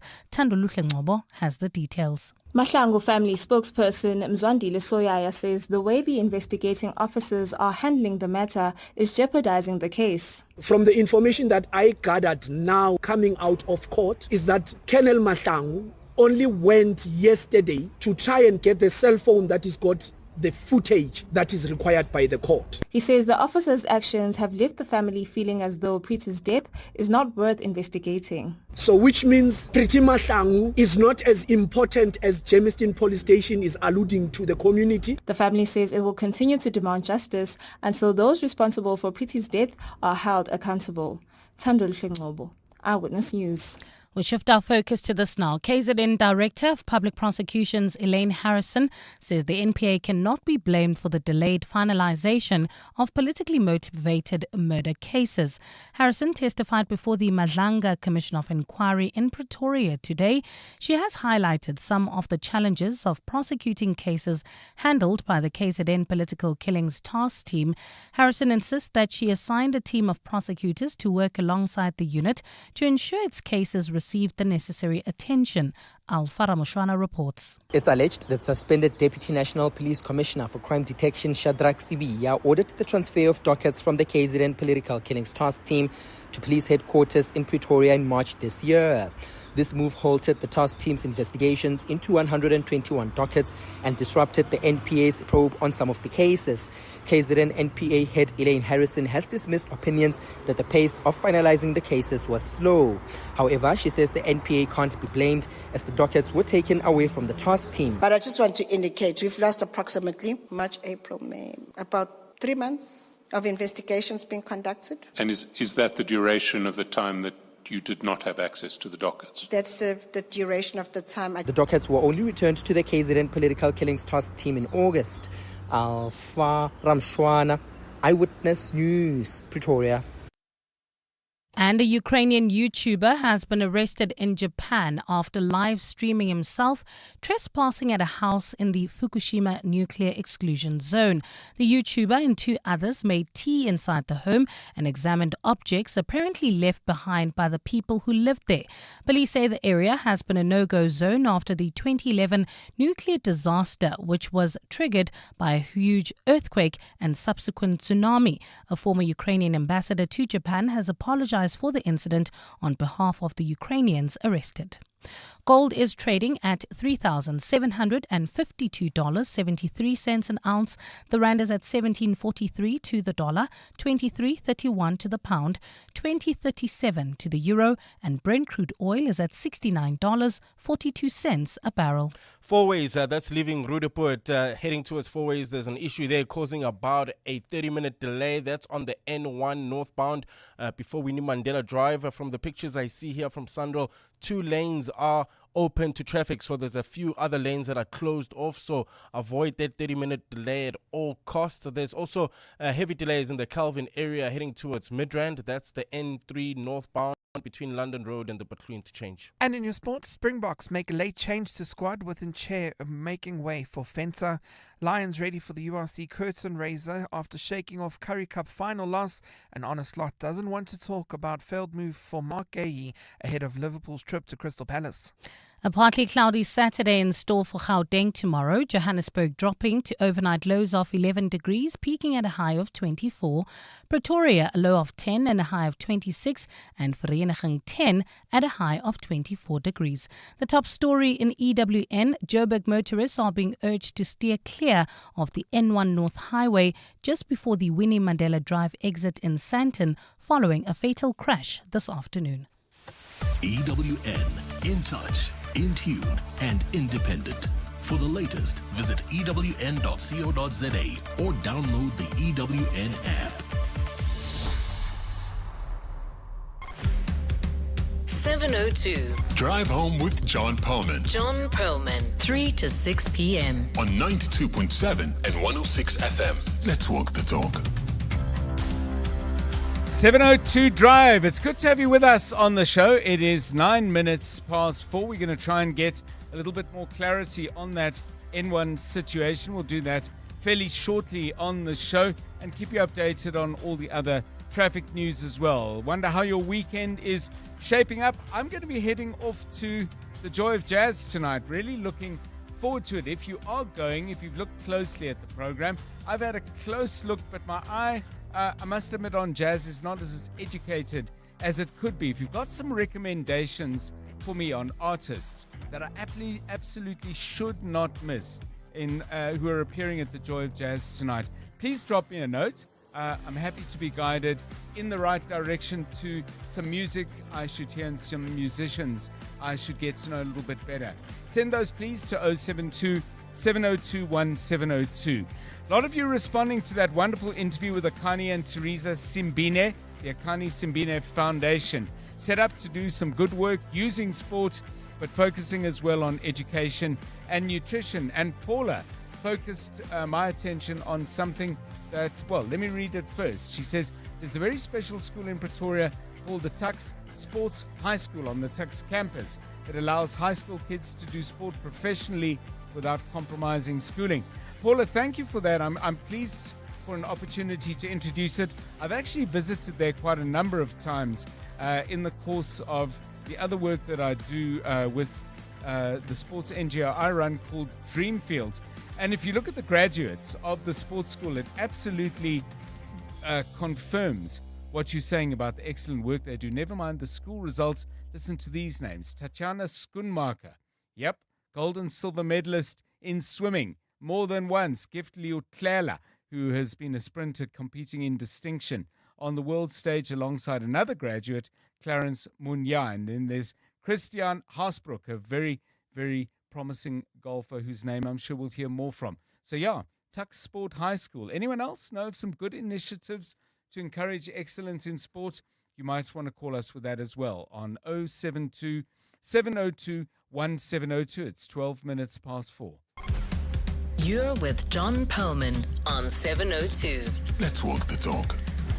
Okay, let's get an update on that N1 situation. Hugely problematic at a time when the roads are busy as ordinarily, but let's get the latest on what happened and crucially what's happening now. Xolani Fihla, spokesperson for the JMPD. Mr. Fihla, welcome and thanks very much for giving us your time.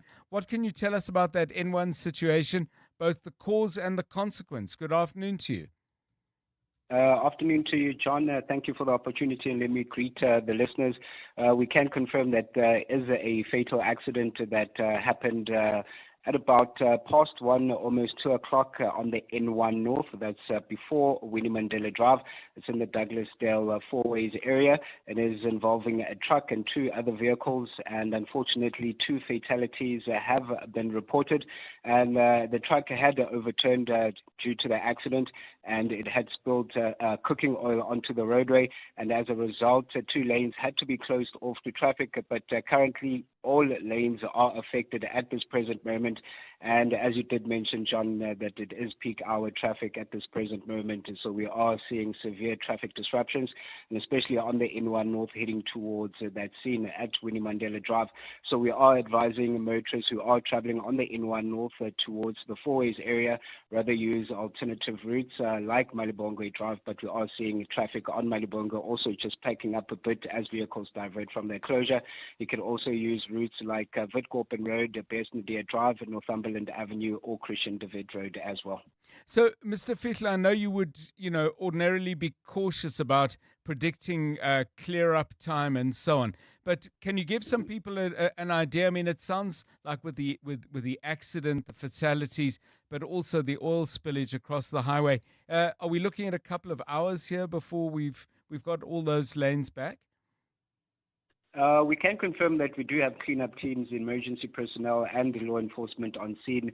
Hopefully they will do their best to make sure that it is cleaned up as quick as possible. But with the severity of that accident, it might take a bit of time, maybe an hour at the most, or an hour and a half or 2 hours. But hopefully they do it as quick as possible, because we know that route is one of the busiest in the city of Johannesburg, either the north or the N1 south. So, motorists are urged to be patient at this moment. Xolani Fihla, JMPD spokesperson, and of course lives lost in the course of that, and our thoughts go out to families. I'm sure many of them not yet aware of what has happened, but a very difficult weekend awaits for the families of the 2 people who have been killed, and our thoughts and very, very best wishes for strength in this difficult time go out to them. It's 4:15. EWN Traffic. This EW in Traffic is brought to you by Bridgestone Tires, prepared to perform whatever the terrain. Yeah, John, speaking of the Four Ways area, that's if you're leaving the Rudaport area, please avoid N1 northbound approaching Winnie Mandela Drive. As you've heard from JMPD, there's a fatal accident scene there already now, causing more than an hour delay. Traffic is literally at a standstill all the way from Bears, Nodia. The highway is closed off to traffic. So if you are leaving Rudaport heading towards to the northern suburbs, rather use Witkoppen Road as well. Hopefully that will save you some time. That's also Northumberland. That's through North Gate. There's also delays in the Kelvin area, leaving Alex heading towards Midrand. This is on the N3 northbound between London Road and the Butclue interchange, while in Edenvale traveling towards Germiston, there's about a 30-minute delay on the N3 southbound from London Road all the way to Van Buren. Also Boksburg traveling towards Brakpan. There's roadwork slowing down traffic N17 eastbound between Rondebold and Carnival City. There's also slow-moving traffic in the Equestria area. That's in Pretoria, Solomon Mahlangu between Linwood Road and the N4. If you come across any other traffic issues, please let us know. WhatsApp us on 072-702-1702. There's more EWN on air, online, and on the EWN app.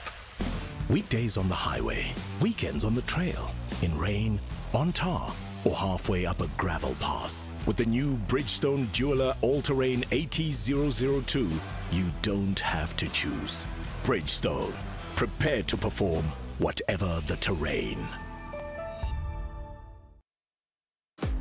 Saddle up for springtime success with Hollywood Bets. Experience the thrill of the turf and take a shot at a share of 100,000 Rand in cash and betting vouchers. All you have to do is bet 50 Rand or more on any horse racing meeting online or visit your nearest branch to enter. Spring into action and bet now for your shot at exciting rewards. T's and C's apply. Hollywood Sportsbook is a licensed betting operator. No persons under the age of 18 years are permitted to gamble. Winners know when to stop. South African Responsible Gambling Foundation toll-free counseling line 0800 006 008 or WhatsApp help to 076 675 0710. Dreaming of a tropical escape?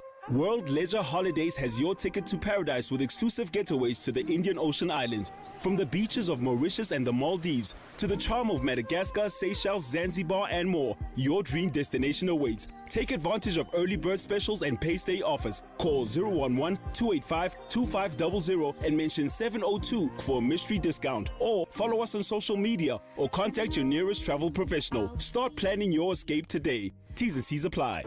Life has its own rhythm, but muscle and joint pain may upset the beat. Noflex Gel. Trust Noflex Gel's triple action formula to target muscle pain, reduce inflammation, and help numb the affected area. Noflex Gel.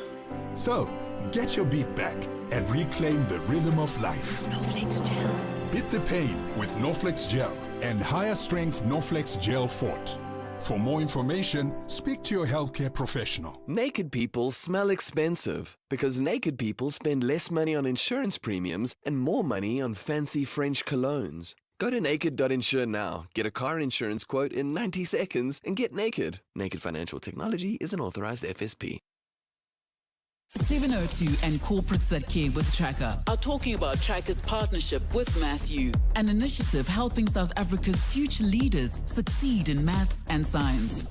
We have been part of this incredible country for the last 29 years. South Africa has helped us grow into the organization that we are and has helped us be part of the economy of this country. So fundamentally, we now have to give back. We have to make sure that not just for the last 29 years, but for the future 29 years, we're participating in that conversation. Secondly, Bongani, Tracker is growing exponentially at the moment. We're employing at all levels within the organization, from top to bottom in essence. So what we're actually looking for as part of that growth fundamental is to make sure that we have the right people coming into the organization.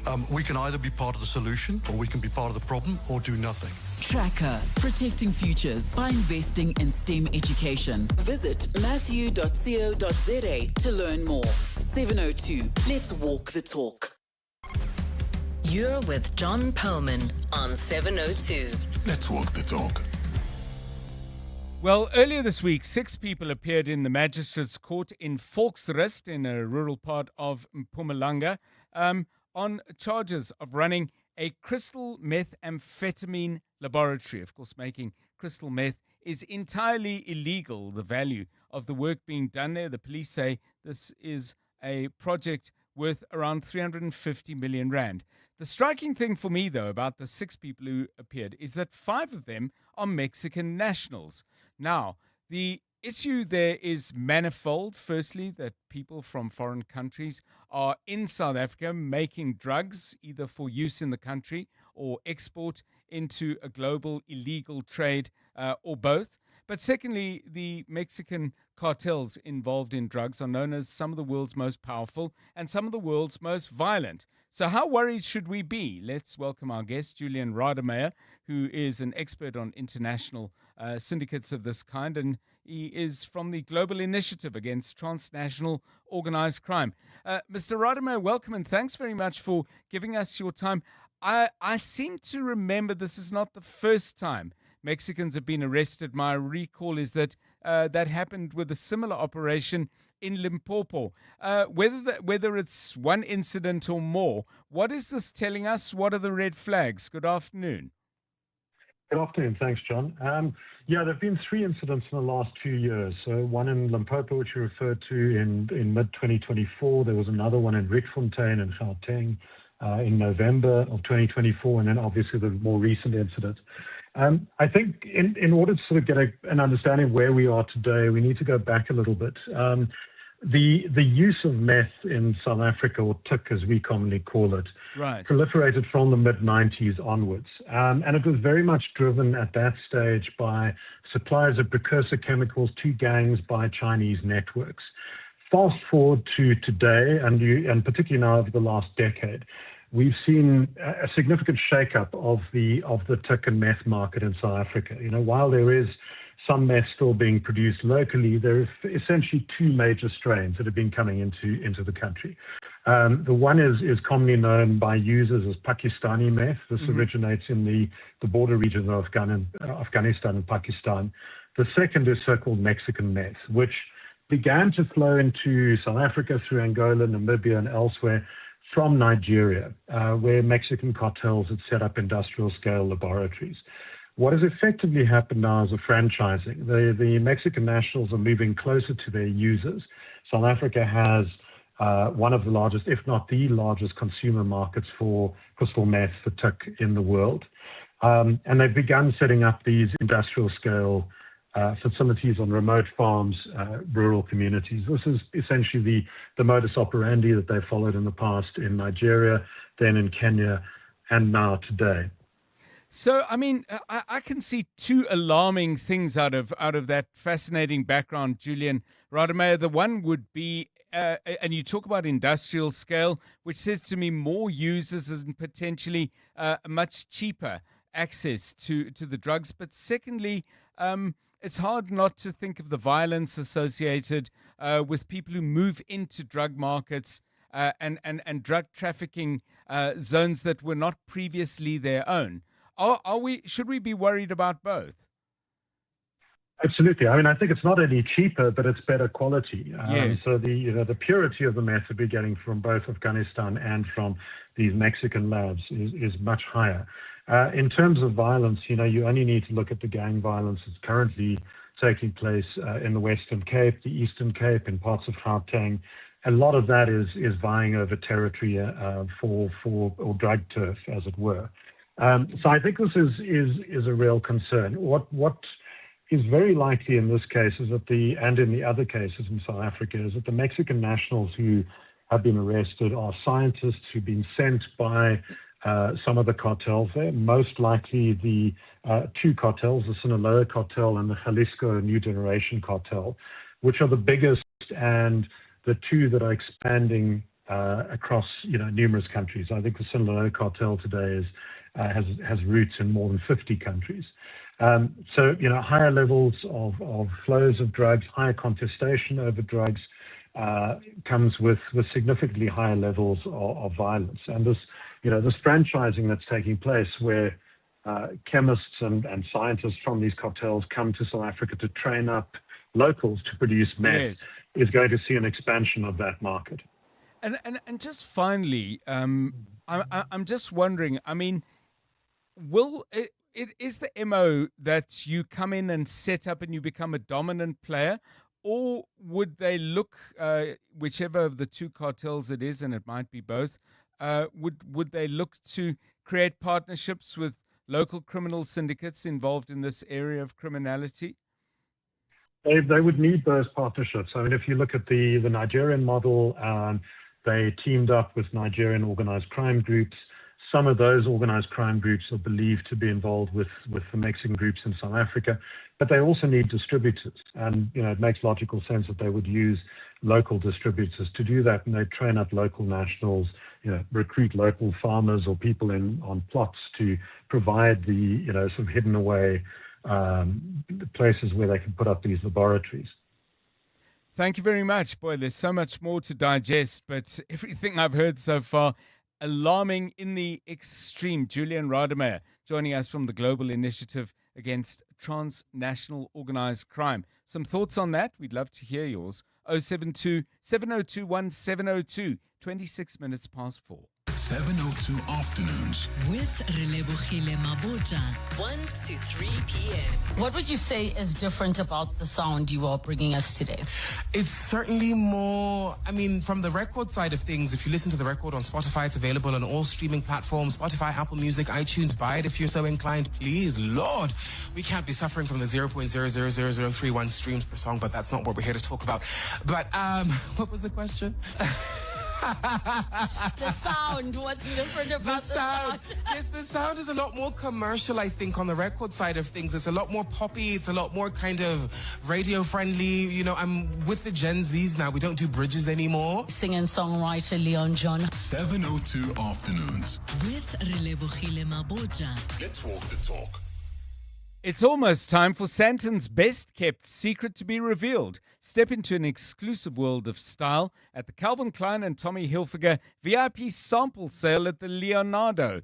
Discover limited pieces, rare samples, and iconic fashion finds you won't get anywhere else. Legacy Lifestyle members are invited to an exclusive first look on Thursday, 25 September, and doors open to the public from Friday, 26 to Sunday, 28 September. Medical care, like music, needs continuity, a steady rhythm and pattern. Patients attended to on time, medication taken as prescribed. Cut the rhythm, and it falls apart. Right now, global funding cuts are restricting access to healthcare. With your support, Doctors Without Borders can continue to provide medical care to communities worldwide. Because medicine, like music, only works when uninterrupted. Doctors Without Borders. We go there. Mzansi, play Powerball for a massive 90 million rand guaranteed jackpot this Friday, and you could win big, just like the Lucky Powerball Plus jackpot winner who won over 69 million rand on Tuesday. The winning ticket was purchased in store in Mpangeni, KwaZulu-Natal. Buy your tickets now in store on nationallottery.co.za, the mobile app, cell phone banking, or simply dial *120 *7529# for USSD. Panda, Pusha, play. Players must be 18 years old or play responsibly. E2 is the proud operator of the National Lottery. James, congrats on the babies. Yeah, thanks. It's a wild ride.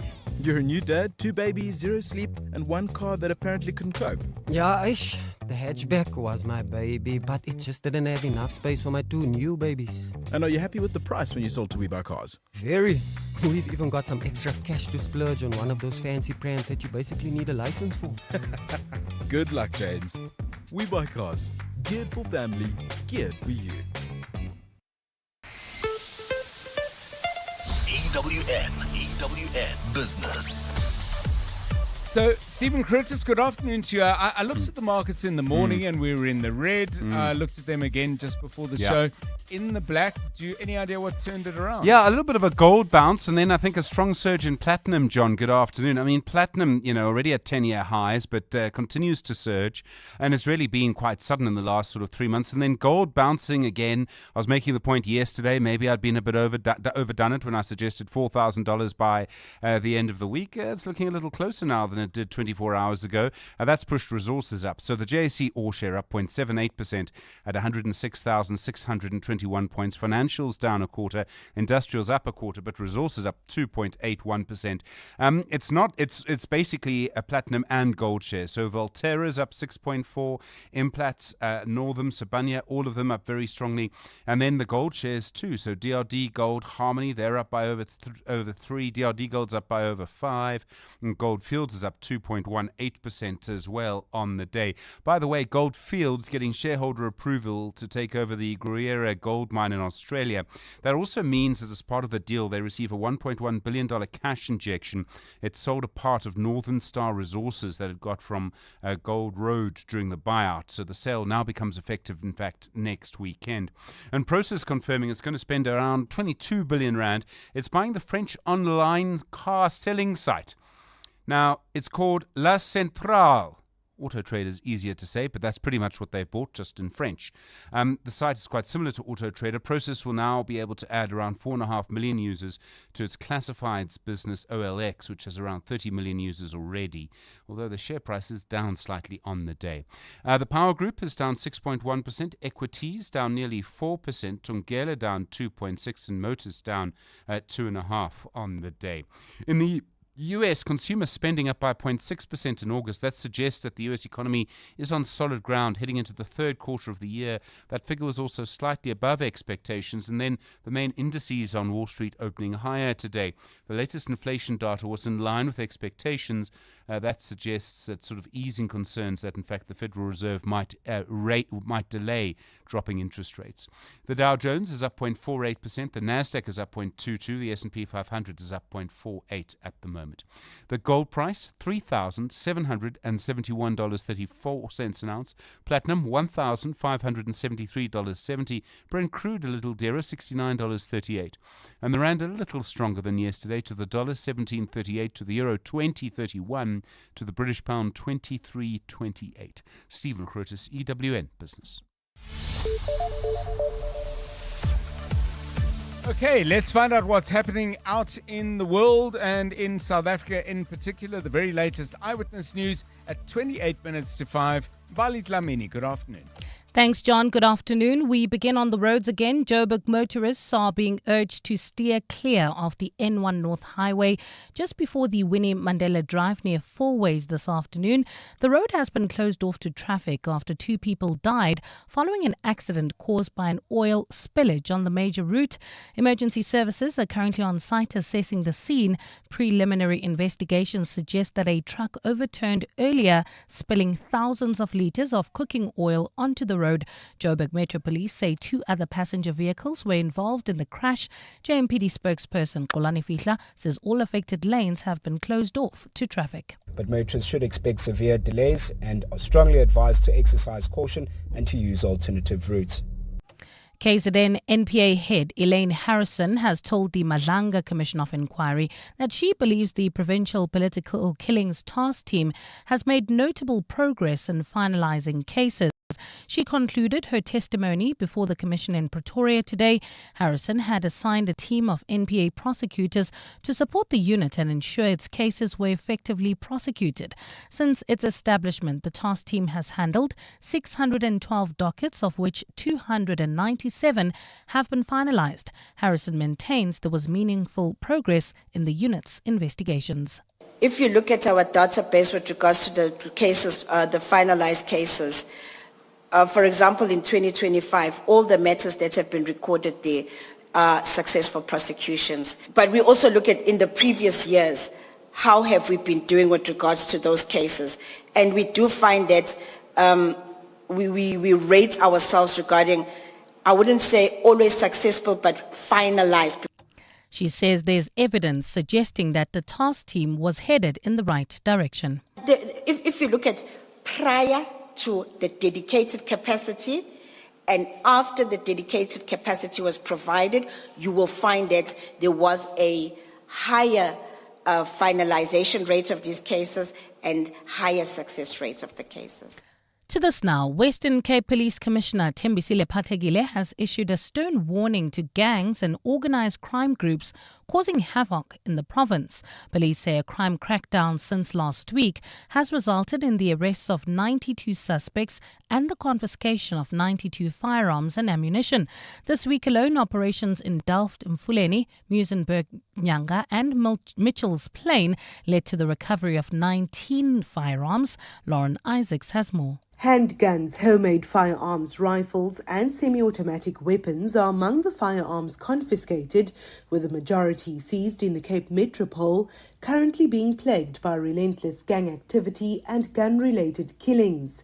Provincial Commissioner Thembisile Patekile says every illegal firearm removed is a life potentially saved, and police will not stop until every network that fuels bloodshed is dismantled.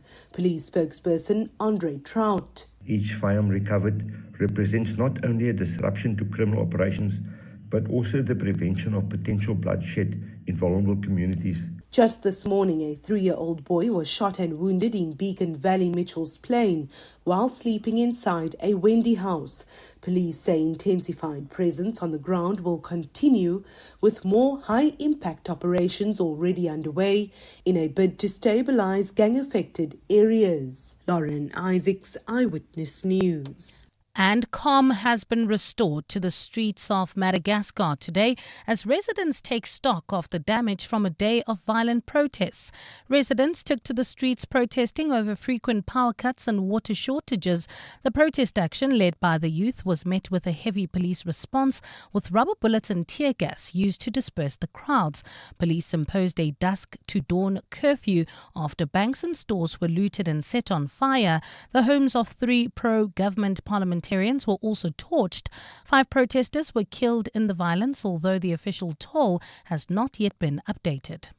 A partly cloudy Saturday in store for Gauteng tomorrow. Lows of between 10 and 11 degrees and highs of between 24 and 26. Four-ways fatal accident, as you've heard in Eyewitness News, N1 North before Winnie Mandela Drive, now causing more than an hour delay all the way from Beyers, Nodia. There's a voice note of a motorist on that route telling us her experience. 702, just driven past where the accident is on the N1. Looks like 2 lanes are open. Still going to take a long time to get through, but it looks like there's some movement. Thanks for that update. Well, at this stage, so if you are hoping to get to Four-Ways, leaving the Rudaport area, the northern suburbs, rather travel through Northgate. That's using Christian de Wet, Northumberland, as well as Witkoppen Road. Hopefully that will save you some time. And in Calvin, traffic remains heavily backed up. N3 northbound between London Road and the Between to change. A top story in EWN, Joburg motorists are being urged to steer clear of the N1 North Highway just before the Winnie Mandela Drive exit near Four-Ways this afternoon. It follows a fatal crash. Bongani Bingwa, 702 Breakfast. Weekday mornings, 6 to 9. Someone borrows from an unregistered lender. There's no obligation to repay. It's void. There is no contract. You are not registered with the National Credit Regulator. There's various cases that we have won in the National Consumer Tribunal which have addressed that issues ad infinitum. That if you are not a registered credit provider and you go and you loan money, that consumer is not obligated to pay back. Debohon Semane, Investigations Department Manager at the National Credit Regulator. Bongani Bingwa, 6 to 9. On 702. For over a decade, Aluma Capital has had one simple mission: to help you secure the financial future you deserve. Over the past 10 years, they've empowered thousands of clients with personalized strategies, expert advice, and impressive returns of up to 13.2%. Whether it's growing wealth, securing retirement, or planning for the unexpected, Aluma Capital is there every step of the way. Visit aluma.co.za today. Aluma Capital is a licensed FSP. T's and C's apply. Spar brings you super savings. Get 2 litre Spar or sunflower oil for $69.99 with Spar Rewards, or 3 kg Sunlight 5-in-1 washing powder for $79.99. Save 25 Rand with Spar Rewards. Plus, you could win your share of 6 million Rand in instant cash. Competition ends 7 October. Price is valid 23 September to 7 October 2025. While stocks last. T's and C's apply. The team's on a roll today. Let me focus on payroll. Duty calls in the kitchen. That's why I have a business insurer that is agile and on the ball all the time on all things. I chose My Way Business Insurance, getting 24/7 emergency service and saving on my premiums, plus my business assist to handle my admin. Visit myway.co.za or dial 0860 64 64 64 and get a quote today. My Way is a licensed non-life insurer and FSP. T's, C's and standard rates apply. My Way. Live your way. 702. WhatsApp John on 072 702 1702. Hi, John and the team. Well, so I don't think anybody can hold on to the remote anymore because nowadays, like with my kids, everybody has the remote on their phone. And if somebody has booked a TV, we're booking TVs. And if somebody has booked a TV and you don't want to move, they just operate till you move from their phone. So even at night when I sleep and I feel the kids' games are too loud, I just use my phone to make the volume softer. Hi, John and the team. When I was younger, growing up, we had a Philips TV that was operated manually. So my mom and dad turned me into the remote. And so I was at the center of the remote war. And my dad preferred to watch TV3, while my mom preferred TV1. And they'll be sitting on the couch, I'll be sitting on the floor because I preferred sitting on the floor. And my dad will ask me to change the TV to TV3. After a while, my mom will ask me to get up and change it back to TV1. I mean, that is something of a dilemma, actually. I mean, I suppose when you're a kid, you can't really refuse. But who had greater power, your mom or your dad? I suppose it depended on how badly they wanted to watch what they wanted to watch at that particular moment. 702 Drive, it's 18 minutes to 5. We asked you who controls the remote in the place where you live. This one is much, much simpler for Alice, who says, since I live alone, my answer is very simple. Me. It's 18 minutes to 5. EWN Sport. Springboks play Argentina tomorrow. The Rugby Championship's still up for grabs, but as Anthony Teixeira reports, even just before a match, you might have to make some changes. Yeah, good afternoon. That's right, John. The Springboks have been forced to make a late change to the match day 23. A prop oxen chair has withdrawn due to a niggle with Boan Fencer getting promoted to the starting lineup.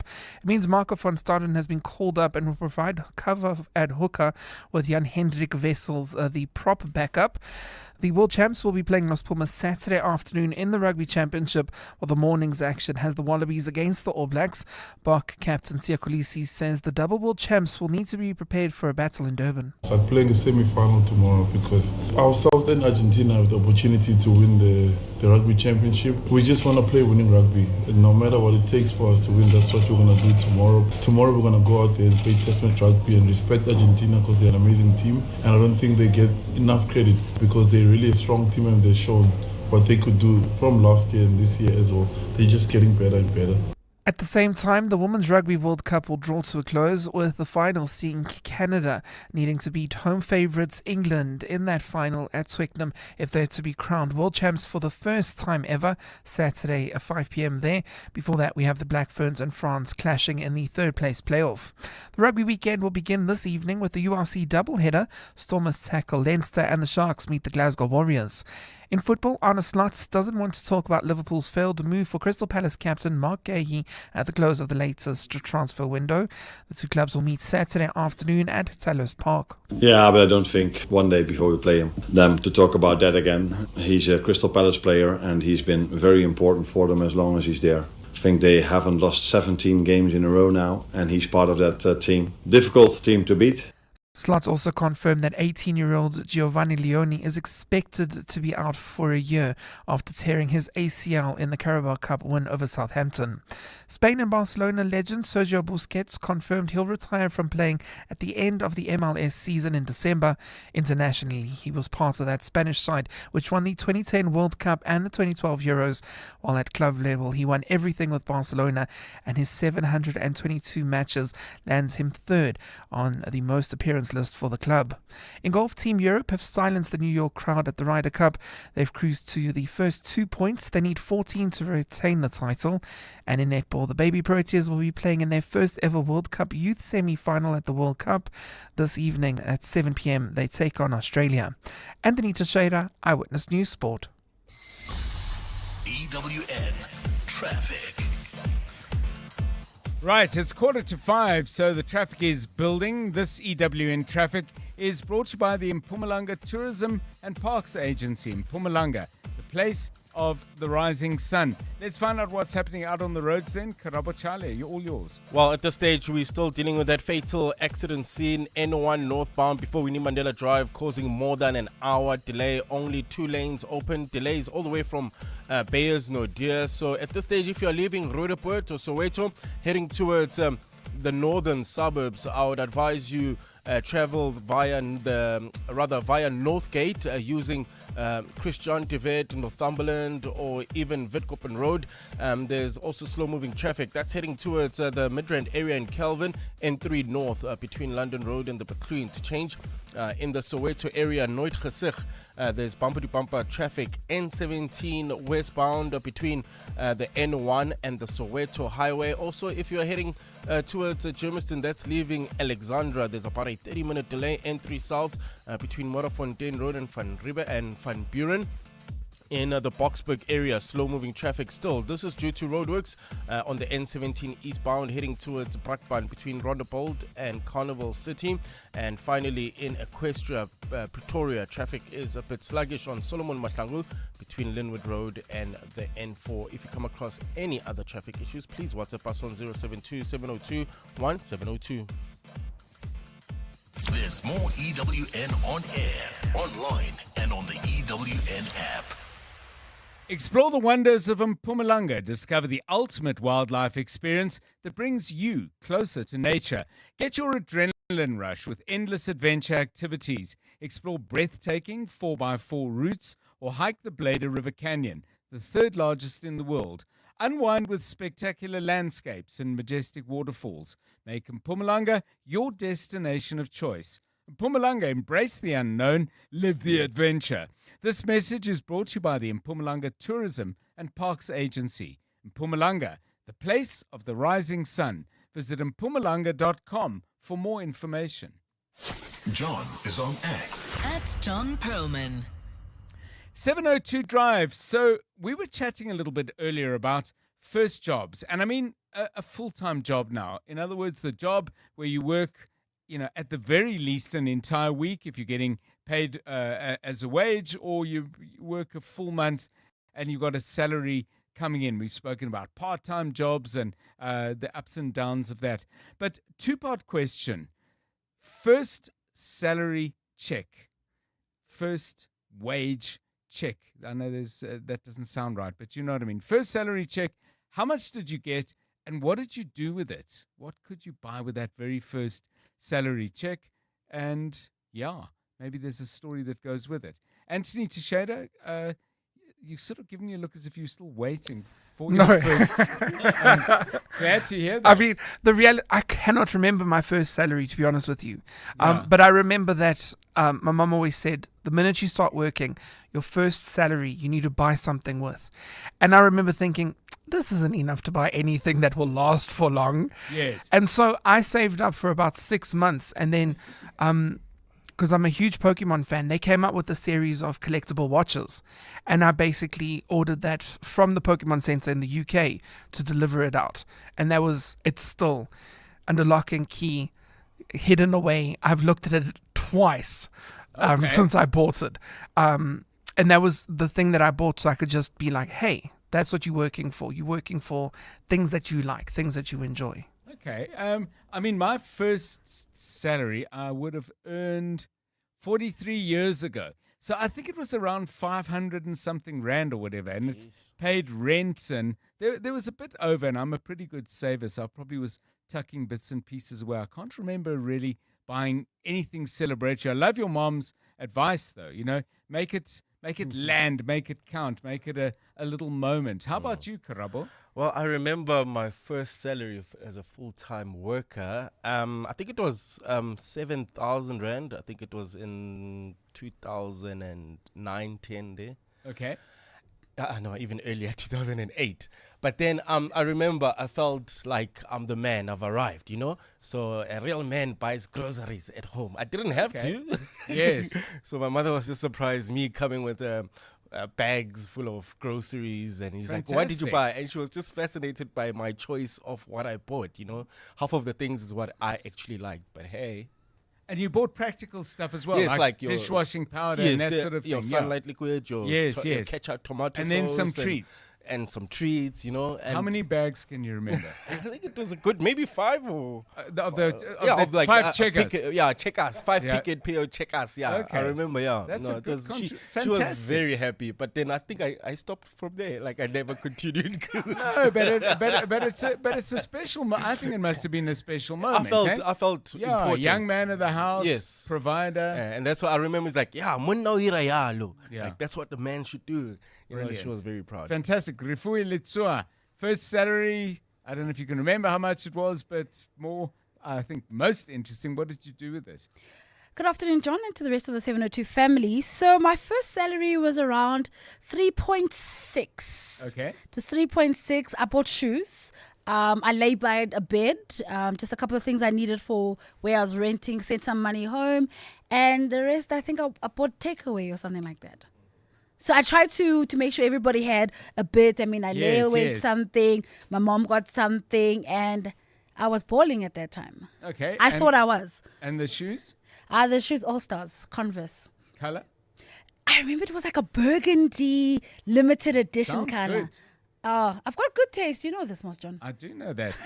I can't see your shoes because you're on the other side of the studio. So tell us, first salary, can you remember what it was and what you bought with it? Roland says, first paycheck, January 1972, 98 Rand.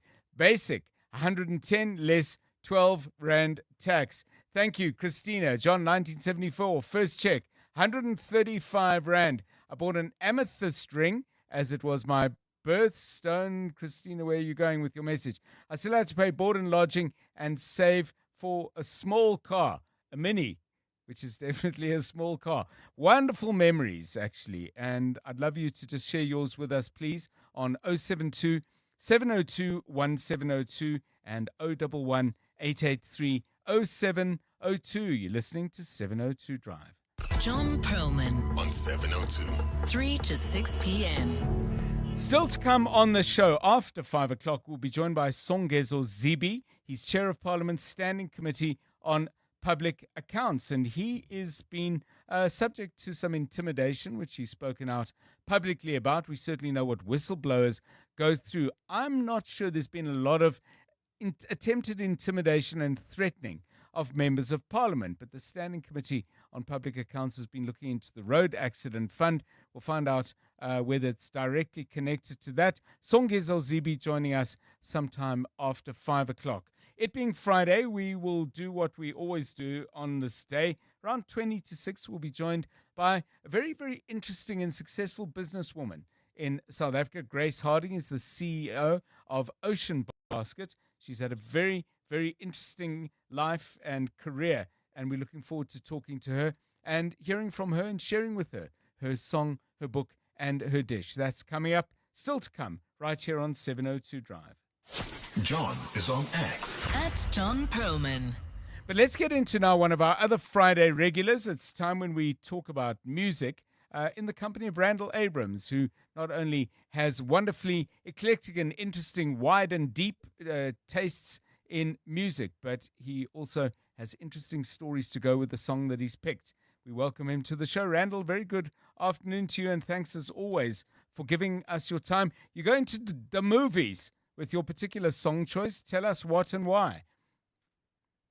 Well, John, I was thinking about, songs from certainly from the 80s, when there were all those really big Michael Bay blockbuster movies, there'd always be a soundtrack song, right? Right. Usually written by Diane Warren. I can certainly remember Aerosmith. You can remember Celine Dion. But, where did it all really start? Well, obviously it started a long, long time ago when you had theater shows and there was musical theater. But movie songs, you'd have to think about James Bond.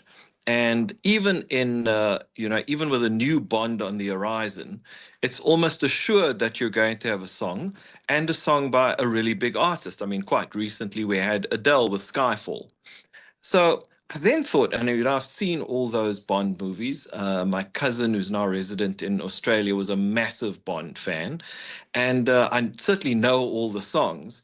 And then I thought, should I choose one of them and remind kind of the older listeners and inform the younger listeners that there were these things called movie songs? Yes, yes.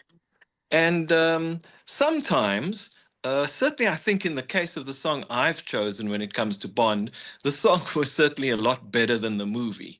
The first iteration really of a Bond song is obviously the theme, but the first very famous vocal is Goldfinger by Shirley Bassey, and Shirley Bassey appeared as the Bond vocalist 2 more times. No one else has done a song more than once. And I just thought, is that correlation between a movie and a song, does it still exist? Certainly, the big Marvel blockbusters don't contain music to that extent anymore. And then I had to choose a song, and I based it on, could the song have existed and been a big hit without the movie? And certainly I think this song by Carly Simon, it passes that test. Oh, okay. I was going to say, don't answer the question yet until we've played it, but I didn't jump in time. Okay, but let's see what other people think. So the song is called Nobody Does It Better. It was part of the James Bond film The Spy Who Loved Me. Came out in 1977, so you can use that to work out where you were and how old you were when it came out. And, of course, for many of you, you probably weren't born yet, but that's what I love about the show. We are of many different ages. So let's hear it. Nobody does it better. Did nobody do it better than Carly Simon? Let's find out.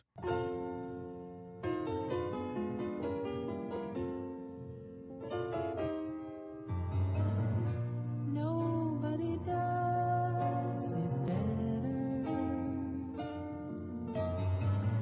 Makes me feel sad for the rest.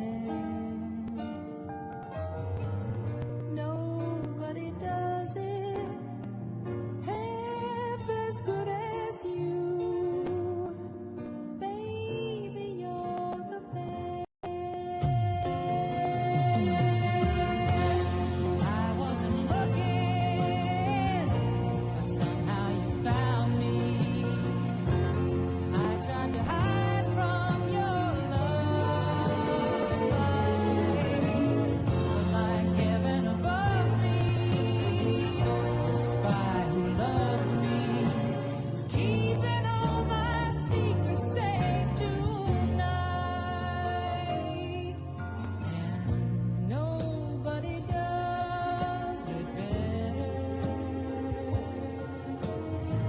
Though sometimes I wish someone could. Nobody does it quite the way you do. Why'd you have to be so good? Nobody does it better. Carly Simon. Well, at the Academy Awards, somebody did do it better because there was the nomination, but they didn't get the Oscar for it. But it's so interesting, Randall. We were chatting yesterday by pure coincidence, and I don't know how it came up. We were asking about not the best Bond song, but the best Bond. And I thought I'd throw that at you because you're a follower not just of music, but culture in general. Do you have a best Bond? There's only one, Sean Connery.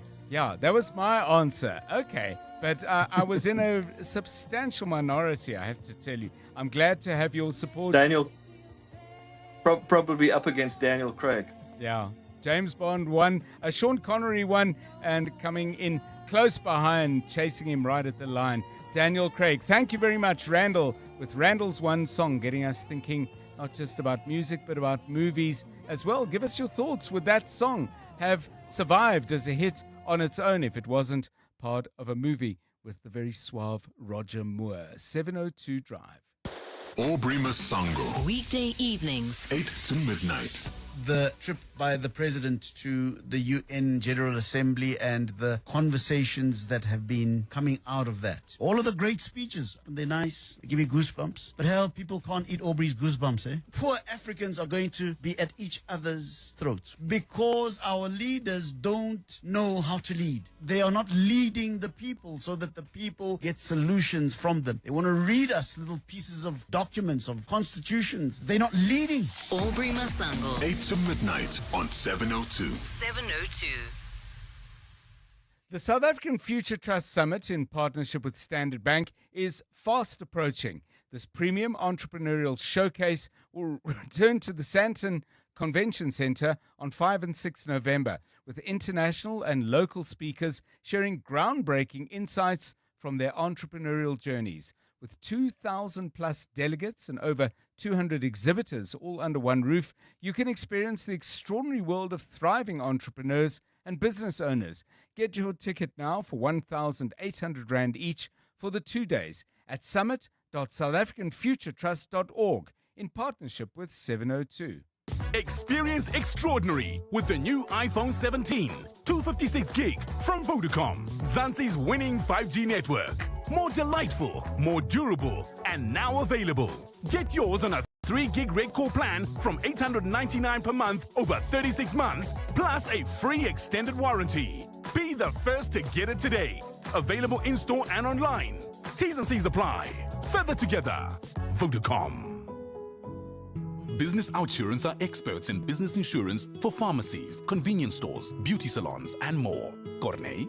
Business Outsurance is definitely the best insurance for my business. Bowled out every other insurance house. Honestly, looking at what you need, my installment came down within a day. Definitely the most professional. Switch to Business Outsurance and you could get a massive 20% discount on your business insurance premium. Visit outsurance.co.za. Switch and save today. Licensed insurer and FSP. TCs and information online. This is EWN. 2 people have been killed in a truck crash on the N1 this afternoon, and Kenny Kunene sworn in as a councillor in Joburg again.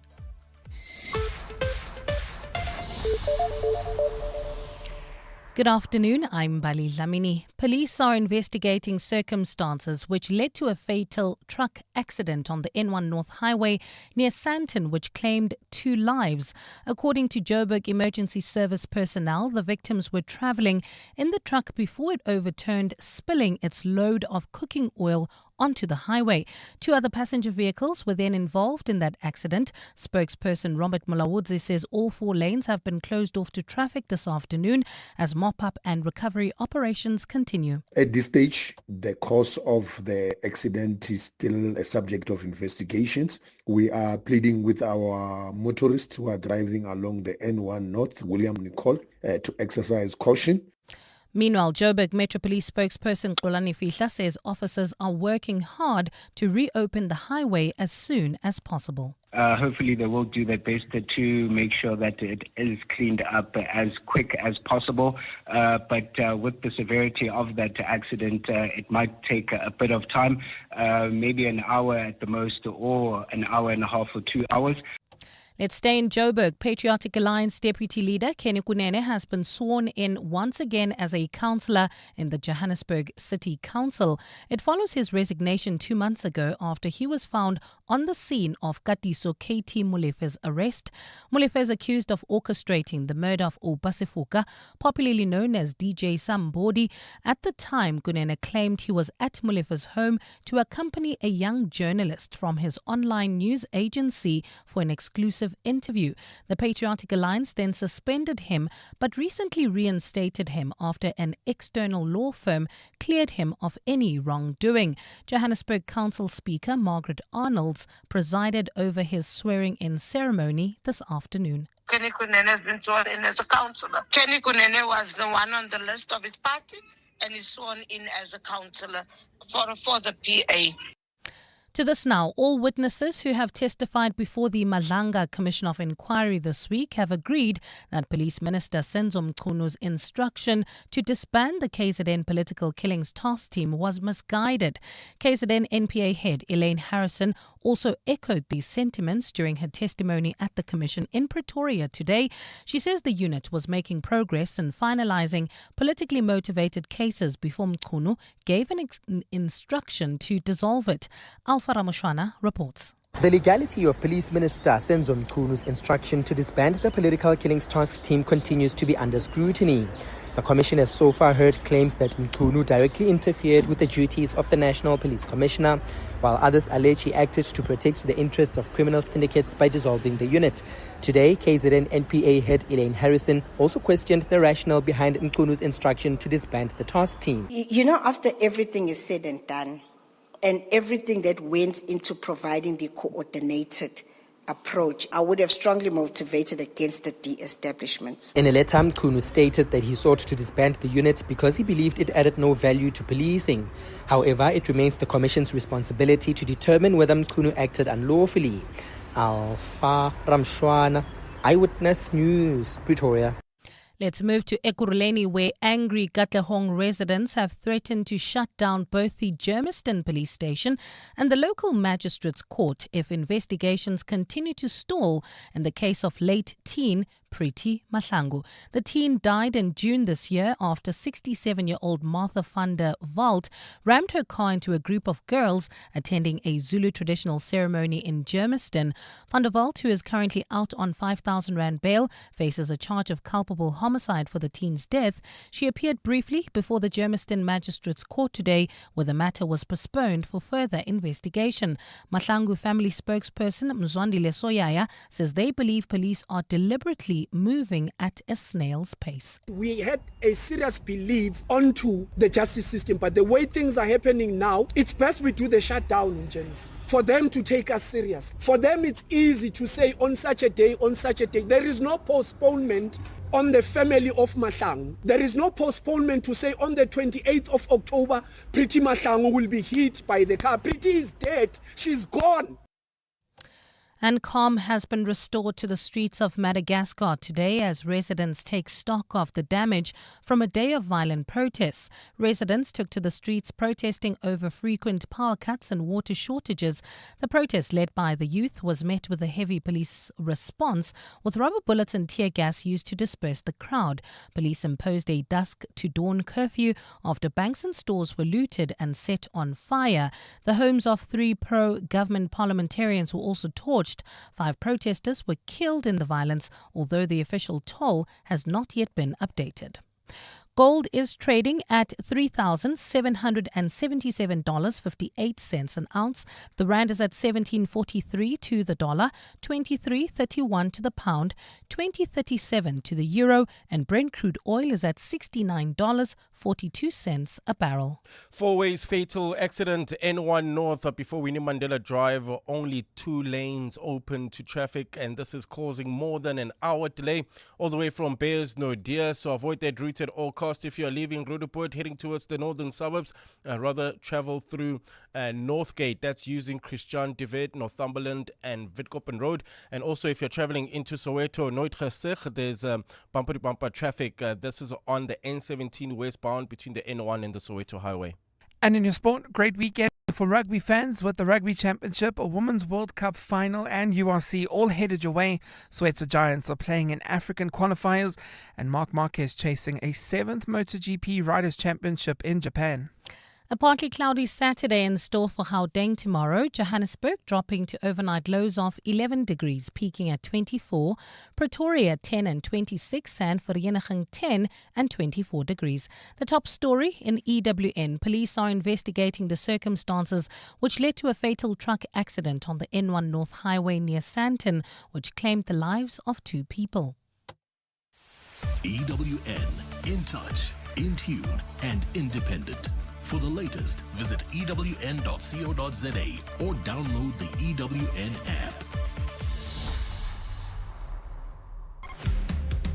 702. Drive home with John Perlman. John Perlman, 3 to 6 p.m. On 92.7 and 106 FM. Let's walk the talk. Thanks, Mbali. Back with headlines at 5:30. Coming up in the show on either side of that news update. First, we're going to be chatting to Member of Parliament and Head of the Standing Committee on Public Accounts, Songezo Zibi. Worrying news coming out of Parliament that he is being followed, put under surveillance and maybe facing intimidation. All of this linked to Scopa's inquiry into the Road Accident Fund. Songezo Zibi joining us shortly with that. By the way, a number of civil society organizations, 23 of them, have produced a statement objecting in the strongest terms to any of this kind of intimidation and are calling for steps to be taken to protect Songezo Zibi and anyone else, I would assume, who may face that kind of response to them doing their jobs. Then in the second half of the show, we do it every Friday. We call it a song, a book and a dish. We're going to meet a fascinating person from the world of business in South Africa. Grace Harding is the CEO of Ocean Basket. Does some very interesting work right now, has lived a very interesting life, and she's going to share a favorite song, a book that's been special to her, and of course we'll talk food as one or two with the CEO of a very popular food chain. But we do it anyway. It's called, after all, a song, a book and a dish. We've been asking you, by the way, about what you did with your first salary check. Do you remember what it was, and what did you do with it? 2 wonderful answers before we go to the voice notes. First of all, Pius, who says, first salary at 1,500 Rand. I bought tiles, floor and wall tiles for the kitchen via a company that also did the installation. I paid them endlessly. He says, I have to say with a lot of smiley emojis, as I was ignorant of interest and other charges. No smiley emoji needed, because this was just very funny from Ishmael. He says, my first salary was about 9,000 Rand, which was worth about 3 months' salaries in teaching. I bought so many groceries. I even bought dog food by mistake. 11 minutes past 5. 702. WhatsApp John On 072 702 1702. Hi, John. Janice here. I was nursing, and I think I was about 19 years old. I'm 66 now, and I got a salary of 150 Rand. And I can remember that I bought all the best of all the toiletries that I wanted. I got the best. And I spent 30 Rand on toiletries. And I took a bag and a half away. You can't do that anymore. You can't even buy one thing for 100 and put 30 Rand. Hi, Tata John. So my first salary was 1,600 Rands a month as a doctor at Baragwanath Hospital, working about 100 to 110 hour week. And what did I do with it? I bought a drill, because at the time I was building or extending my mother's home, and the drill ended up costing me, I think it was about 210 Rands. So that's what it bought me. Hi there, John and your team. My name is James. My first salary in 1983, January 1983, 210 Rand. And I went and I bought myself a 35 millimeter it was a KR10 single lens reflex camera, a Ricoh KR10 single lens reflex camera for 210 Rand. My whole salary went to that. John here from Randburg. I believe that's that Carly Simon song from The Spy Loved Me. it lacks the orchestra depth that normal James Bond songs have, and that's probably why it can stand alone, because doesn't have that leitmotif of the Bond, that deep sort of feel. But yeah, it's a great song anyway. Cheers. Thank you. Please keep those coming. Absolutely loving the stories about those very first salaries and the way you spent that first check. 702 Drive, 14 past 5.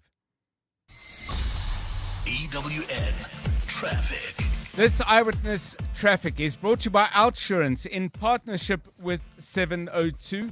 Karabo Chale keeping us updated. The N1 North, of course, Winnie Mandela Drive area has been a real problem today. Marred, of course, as well by the tragedy of two deaths there. But let's get the latest from Karabo.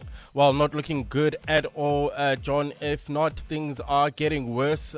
This is N1 northbound, leaving Rudaport, heading towards Four Ways. We have that fatal accident scene before Winnie Mandela Drive, now causing more than a 2-hour delay all the way from Beyers Nordia. So if you are heading towards the northern suburbs and leaving Soweto, Rudaport, rather travel via Northgate using Christian de Wet, Northumberland and Wetkoppen Road, and then you can get back onto the highway, let's say maybe at Rivonia Road or even Winnie Mandela Drive itself. Nooit gesig in the Soweto area, bumper-to-bumper traffic on the N17 westbound from the N1 to the Soweto Highway. Also, Kelvin traffic remains heavily backed up. N3 northbound between London Road and the Petru interchange. And finally, in the Boksburg area, roadworks causing heavy delays.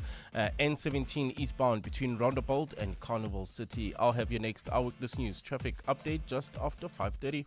There's more EWN on air, online, and on the EWN app.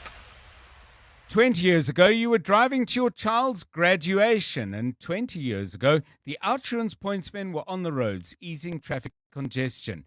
Whether you're an Outsurance client or not, we've all been getting something out. Show the Outsurance pointsmen some love this month and celebrate this 20th anniversary using hashtag pointsmenlove. From Johannesburg, Tshwane, and Paarl to Stellenbosch, let's celebrate. Outsurance really means it when they say you always get something out. In proud partnership with 702, Outsurance is a licensed insurer and FSP. Clement Maniatella. Weekday mornings, 9 to 12. 9 to 12. You last released an album, was it in 2015, if I'm not mistaken? And there are artists who do get worried when they haven't released in a while. You know, they get a bit worried. Oh, okay, we have to think constantly around when are we releasing music? How do you approach that as an artist? So that's right. I mean, my second album from now on came out in 2015, and then Undilapa only came out 2024. Yeah. I'm the kind of artist who, I don't want hyper visibility. I don't want to be a machine that's churning out music all the time because I want to stay relevant. Nomfundo Aluva. Clements Maniatella. 9 to 12 on 702. Ready to lead and make our world a better place? Regenesis School of Education proudly launches its revolutionary Bachelor of Education program. They don't just develop teachers, they develop conscious leaders, equipped with IQ, STEM, AI, and emotional intelligence. Study in the heart of Sandton or online worldwide with a world-class faculty, trusted by over 1,000 corporations and 500,000 alumni from 150 countries. Enroll now at regenesis.net/education. Regenesis School of Education, awakening potential. Spring is in the air, meaning it's almost time for the 10th SA Garden Day on Sunday, the 12th of October. Celebrate the day with a garden party, lunch under the trees, or cake at a community garden, and invite your friends, family, or neighbors to enjoy your garden with you. Visit gardenday.co.za for inspiration and share pictures of your celebration on social media with hashtag GardenDaySA. SA Garden Day, Sunday the 12th of October. Naked people are totally zen because naked people spend less time on insurance admin and more time meditating and balancing their chakras. With Naked, you can cover your car, home, and stuff in seconds, and it's all online, so that means no long phone calls. Go to naked.insure now, get a car insurance quote in 90 seconds, and start meditating like naked people. Naked Financial Technology is an authorized FSP. Get naked. Mzansi, play Powerball for a massive 90 million rand guaranteed jackpot this Friday, and you could win big, just like the lucky Powerball Plus jackpot winner who won over 69 million rand on Tuesday. The winning ticket was purchased in store in Mpangeni, KwaZulu-Natal. Buy your tickets now in store on nationallottery.co.za, the mobile app, cell phone banking, or simply dial *120 *7529# for USSD. Panda, Pusha, play. Players must be 18 years old or play responsibly. E2 is the proud operator of the National Lottery. 702 and Corporates That Care with Netcare are talking about Netcare's My Walk Made with Soul initiative. This was an initiative that began in 2015, and a lady by the name of Delani Bezadenhout visited us and said, look, I hear Netcare is very involved in sustainability initiatives. Would you be interested in recycling your intravenous drip bags because they're made of a toxic material called PVC? And in passing, she said to me, possibly we could also make shoes. My appeal is that we've handed out 328,000 pairs of shoes. And so my appeal is for South Africans to get together and come onto our website, mywalk.org.za, and donate the cost of a cappuccino. Maybe you can donate 10 shoes. Netcare, helping future leaders step into greatness. Visit mywalk.org.za to learn more. 702, let's walk the talk. You're with John Perlman on 702. Let's walk the talk. 702 Drive. Let's focus on a very concerning story coming out of Parliament. Songezo Zibi, leader of Rise Mzansi, is also chair of Parliament's Standing Committee on Public Accounts, SCOPA. It is a very, very important part of Parliament's accountability system and therefore part of the country's accountability system. And they've been delving and digging very deep indeed into the road accident fund and some of the alleged abuses that have surrounded that multi-billion rand institution. Let's hear then what's been going on from Songezo Zibi, because today 23 civil society organizations condemned the fact that he was seemingly facing some kind of surveillance from people who clearly wished him no good and may well have been intimidated in the process. Mr. Zibi, welcome and thanks very much for your time. Give us a sense, briefly, if you will, of the kind of things that have prompted your concern and the concern of people around you. Good afternoon to you. What's been happening? Good afternoon, John, and thanks very much for having me. So the incident which I told the committee about happened, I think, on the 7th of August in Centurion, where I was told by the security team I've had to secure that there were people in a Toyota Fortuner that were taking turns walking past myself. I was with Deputy Minister of Finance Masondo on the day. I was meeting him at the time. I did notice that there is a bit of increased activity in the sense of people walking past. Yes. But I really thought nothing of it, except that I also noticed that at least one of the people looked like he wanted to say something, but never quite said anything. And at one point, he had his phone up as if he was on a video call. And that's what made me suspect that he may have been taking a video or photographs. Nothing by way of a threat happened, but yes, the security team took down the details of the motor vehicle, and that was handed over to state security. I don't know how far that has gone, but that was the incident I told the committee about in the context of talking about safety for whistleblowers, because the reason they had noticed is that the same people were there in the same venue 2 days before when I had met a whistleblower about the road accident fund. I mean, I was going to say, Mr. Zibi, that is the wider context, isn't it? I mean, there's obviously people, I think, want you to see, by all accounts, that they are looking at you in a particular way. But the wider context is what you were raising in Scopa, and that is some quite severe intimidation of whistleblowers. I understand some of them to the point where they're unwilling to leave their homes. Say a bit more about that and tell us why you think the pressure is ramping up now. Look, I mean, we get information from people who used to work at the Road Accident Fund, who work at the Road Accident Fund, and who are connected to the Road Accident Fund in one way or another, because they're also outsiders who are involved in corrupt activities within the Road Accident Fund. And quite a few, especially the former employees, are absolutely terrified of being revealed, even though they've assisted the committee with really high quality and very concise information and data that has helped us to formulate some of the lines of inquiry for the inquiry that starts on the 7th of October.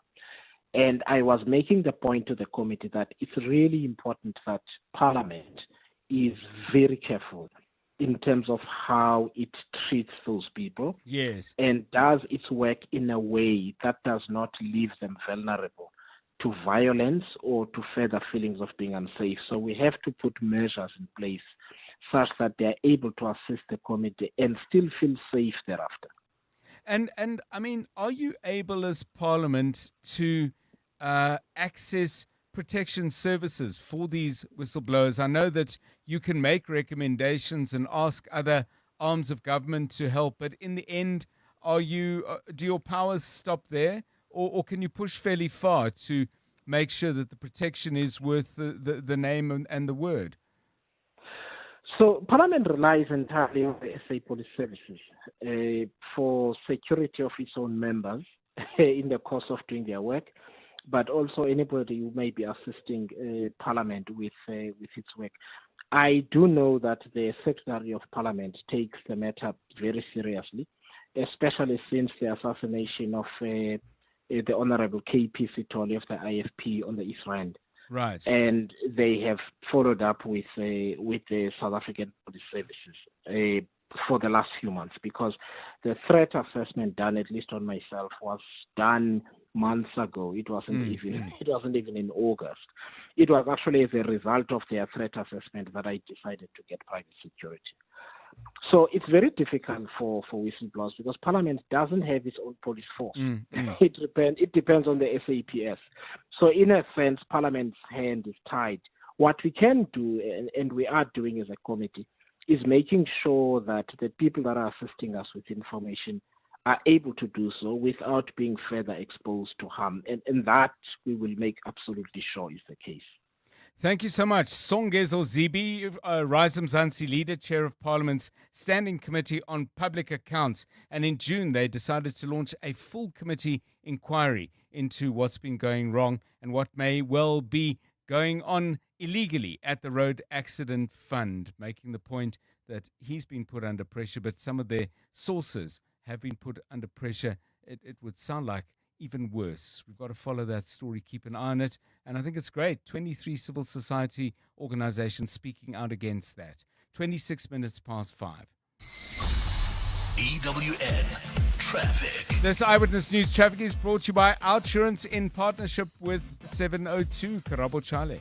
Yeah, leaving Rudaport, heading towards Four Ways. Avoid the N1 North at all costs. We're still dealing with that fatal accident scene before Winnie Mandela Drive, now causing more than a 2-hour delay all the way from Beyers Nodia.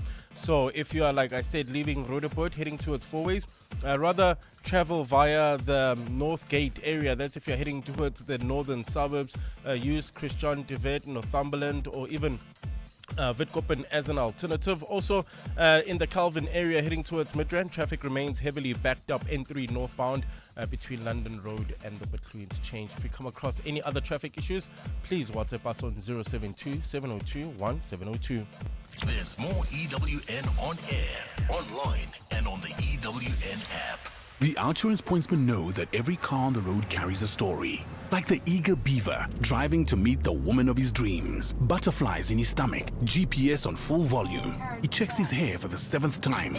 Looking good. The Outsurance pointsmen know it's not just a car in traffic. It's a possible love story on the move. Every story is different and every story matters. That's why the Outsurance pointsmen have been doing what they do since 2005 in proud partnership with 702.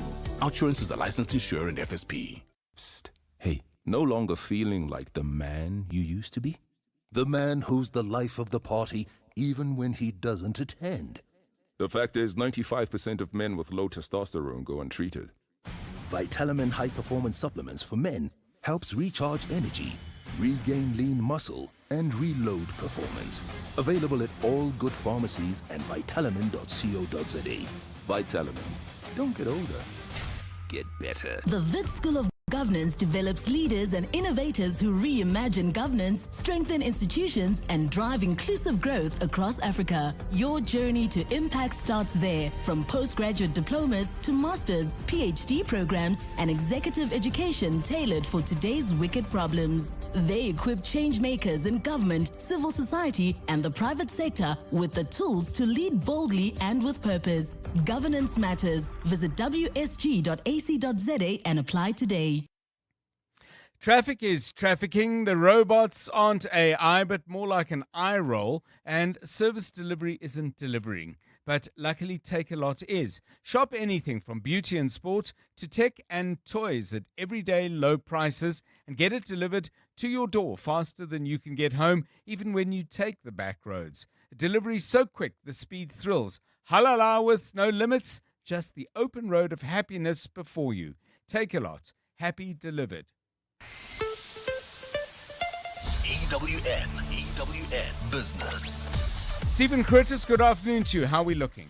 Yeah, pretty good, John. Good afternoon. But mainly because of resources, a big run on platinum and a nice recovery in gold. So the JSE All Share ending the day up 0.85% at 106,700 points. Financials down 0.25%. Industrials up 0.4%.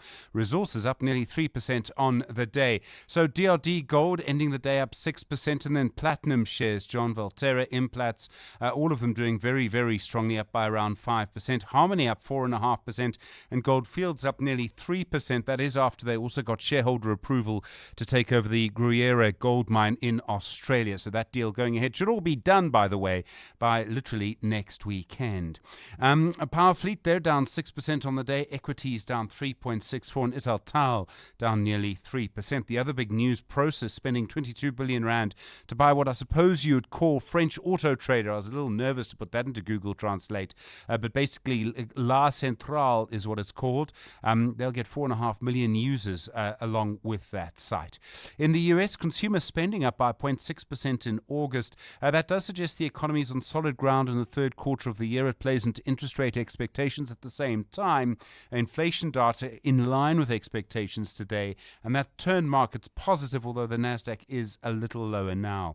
The Dow Jones is up 0.32%. The Nasdaq is down 0.23%. The S&P 500 is up 0.1%. But the story for us, John, really is the recovery in gold. $3,777.82. And then platinum, so incredibly strong at the moment, $1,578.50. Brent crude going up slightly through the course of the day, now past $70 for the first time in a while, $70.69 an ounce. The rand to the dollar, 17.36 to the euro, 20.30 to the British pound, 23.27. On the Money Show tonight, John, you know, Gayton McKenzie's made this threat to leave the National Coalition. Frankly, I think it's an empty threat. But some of what he's been saying about the art sector could be quite damaging. We'll speak to the art sector tonight. He says he doesn't want to fund arts festivals. If you think of the National Festival for the Arts, for example, of how important that is, we'll speak to the chair of the National Arts Festival about that issue tonight. Also, more questions around cryptocurrencies. And in fact, we'll speak to the CEO at Signia, Magda Widska. I know you've spoken to her in the past. She says Bitcoin is overpriced. And then also towards the end of the first hour of the show, we'll speak to the visual artist Suzani Beloy. Stephen Curtis, EWN Business. Thanks, Stephen. Money Show 6 to 8. That's in 28 minutes' time. Let's get the latest news. Here's Mbali Dlamini. Thanks, John. Good afternoon. The DA and EFF have objected to disbarred advocate Malisela Tefo being added to the list of witnesses in Parliament's ad hoc inquiry into police corruption. The party says the adverse findings against Tefo for his past conduct should disqualify him from being considered a reliable witness. The committee was discussing a list of names that should be added to its witness list for the hearings, which start next month. DA committee member Ian Cameron. The former advocate was struck off the roll of legal practitioners by the Gauteng High Court in 2022. Many complaints of misconduct. EFF leader Julius Malema agreed with Cameron on this. that the FU has got nothing to offer at all, and will plead with the honorable members when it comes that he needs to be removed. He's got absolutely nothing to offer. Let's move to KZN now, where the DA has described its Ethekwini mayoral candidate, Hanif Hussein, as a strong contender with a wealth of experience. This afternoon, the party officially announced Hussein as the candidate ahead of the upcoming local government elections. Hussein served as a DA member of parliament from 2007 until last year.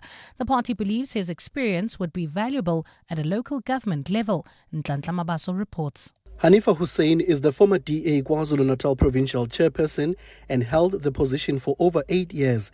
He has also previously served as the DA Shadow Minister of Cooperative Governance and Traditional Affairs, Home Affairs and the Portfolio Committee on the Auditor General. DA leader John Steenhuisen says the former councillor in the Ethekwini Metro has got what it takes to run it. Under his leadership, we are going to restore dignity in our neighbourhoods and we're going to invest in our townships. We're going to light up our streets. We're going to fix our water and sewage systems. And we're going to make this city work for all of its citizens. Hussein has promised that if elected mayor, he will champion service delivery in the city. Nhlanhla Mabaso, Eyewitness News, Durban. And with final preparations for the opening of the 26th Standard Bank Joy of Jazz Festival tonight underway, South African jazz artist Sia Makuzeni says concertgoers should be prepared to be spoilt for choice. More than 60 artists are expected to entertain crowds at the Sandton Convention Centre during the 3-day festival. Makuzeni is now advising those who will be attending to carefully plan which performances they want to see in order to avoid disappointment. Songezo Zibi has more. Jazz lovers in Joburg will be treated to a variety of artists from more than 15 countries over the next 3 days. Some artists have shared with EWN that the event is about more than just music, but a reflection of society and an expression of different cultures. Many shared the sentiment that jazz is intrinsic parts of humanity in its truest form. Sia Makuzeni says she hopes the audience will travel with her on the musical journey. It was a tricky balance in knowing that I also want to find myself having fun, right, and not feel that I'm maybe limited to creating a set that is full of music that they know. That maybe my audience will trust me in being able to also come with us in terms of the new journey with the new music. The festival opens this evening and will run until Sunday night. Songezo Zibi, Eyewitness News, Sandton. A partly cloudy Saturday in store for Gauteng tomorrow. Lows of between 10 and 11 degrees and highs of between 24 and 26. Fatal accident in four-ways N1 North before Winnie Mandela Drive, still causing about a 2-hour delay. Only 2 lanes are open to traffic. This is as you approach Beyers Naudé. This is so if you are leaving Rugby heading towards the northern suburbs, rather use Christian de Wet, Northumberland, or even Witkoppen Road, that's through Northgate, and in Noordgesig traveling towards Soweto, bumper-to-bumper traffic, N17 westbound between the N1 and the Soweto Highway. A top story in EWN. The DA and EFF have objected to disbarred advocate Malesela Defo being added to the list of witnesses in Parliament's ad hoc inquiry into police corruption. To celebrate 25 years of helping you live the Premier life, FNB Premier is giving you a chance to win a 14-day European tour experience and other cool monthly prizes. Open any FNB Premier account from September to 31 December 2025. Switch your salary, swipe or tap a minimum of 2,000 Rand per month for 3 months straight. Spend and win with FNB Premier. FNB, help changes everything. TCs and competition rules apply. FNB, a division of First Rand Bank Limited, an authorized financial services and credit provider. The Fine Fragrance Sale is back, 24 to 28 September. Enjoy up to 50% off on selected Fine Fragrance brands, plus amazing deals on makeup and skincare products. Get down to the Kyalami Grand Prix circuit. Don't miss your chance to score unbeatable prices on top international fragrance and cosmetic brands. The sale ends on the 28th of September. See you there. Every day, most of us spend an hour in the food aisle, stressing about what to make for dinner. That's 29,200 hours of your life spent shopping and deliberating over what's for dinner. Why not trade that internal drama for watching a little on-screen drama? or whatever else you want to do. And let You Cook handle dinner. Delivered, prepped, and ready to cook. So, choose You Cook and take back some me time. Visit youcook.co.za to find out how. EWN Sport. Big weekend. There's rugby, there's golf, there's football. There is Anthony Teixeira with us right now. Yeah, good afternoon, John. Siyakolisi says the Springboks are aiming to make history and become the first South African side to defend their rugby championship. They meet Argentina Saturday afternoon at 5:10. The place that we're in now, nobody will think this game will come. Will just come because we know what's at stake and we know Argentina is capable of winning the rugby championship. So we know the kind of passion and emotion they're going to bring to the game, and obviously technicality as well. But for us as well, it's like it's an opportunity to do something we've never done as a group, to win the rugby championship back to back. And we know, Argentina is not just going to give it to us. It's been a standout year for Los Pumas with wins over the British and Irish Lions, All Blacks and Wallabies. Captain Julian Montagna says those results were massive accomplishments, but they still need to improve their performances. It's been a good year so far, but that's in the past, and we did a lot of mistakes as well in some test match, and there are some games that we weren't as good as we wanted to, and we learned from that. And even the games that we won, we weren't as good maybe as we should. So in the moment is we're trying to get better week in, week out, and we believe a lot in this team, and we believe in each other. Kickoff is 5:10 Saturday afternoon. At the same time, we have the Women's Rugby World Cup final with England and Canada meeting at Twickenham. The weekend will begin today with the URC season openers. The evening has Stormers hosting the champs Leinster, while the Sharks are at the Glasgow Warriors. Saturday, the Bulls lock horns with Ospreys and the Lions head to Cardiff Rugby. In football, we have Kaizer Chiefs tomorrow hosting Angolan side Kabuskop, a goal down in their second leg of their CAF Confed Cup qualifier. Meanwhile, Orlando Pirates are 3 goals to the good against Lesotho's side Diodi in the CAF Champions League qualification process. In selected Betway Premiership outings, tabletop Ethekwini United will meet Polokwane City. Mamelodi Sundowns are set to host Richards Bay, while the big clash in the Premier League is Sunday at 5:30, Newcastle and Arsenal. In golf, Team Europe have silenced the New York crowd. They've won the first 3 points on offer, and Marc Marquez could wrap up a 7th MotoGP Riders' Championship in Japan if he scores 3 more points than his brother Alex. In practice, he was third fastest. Of course, I will like to fight for the win. Our target is keep the same mentality and try to close the championship here. It's like the people looks easy, but it's not easy to score 3 more points during all weekend than Alex, because he's as he showed, he's riding in a very good way. Sprint is Saturday morning 8 a.m. and then the race Sunday 7 a.m. Anthony Teixeira, Eyewitness News Sport.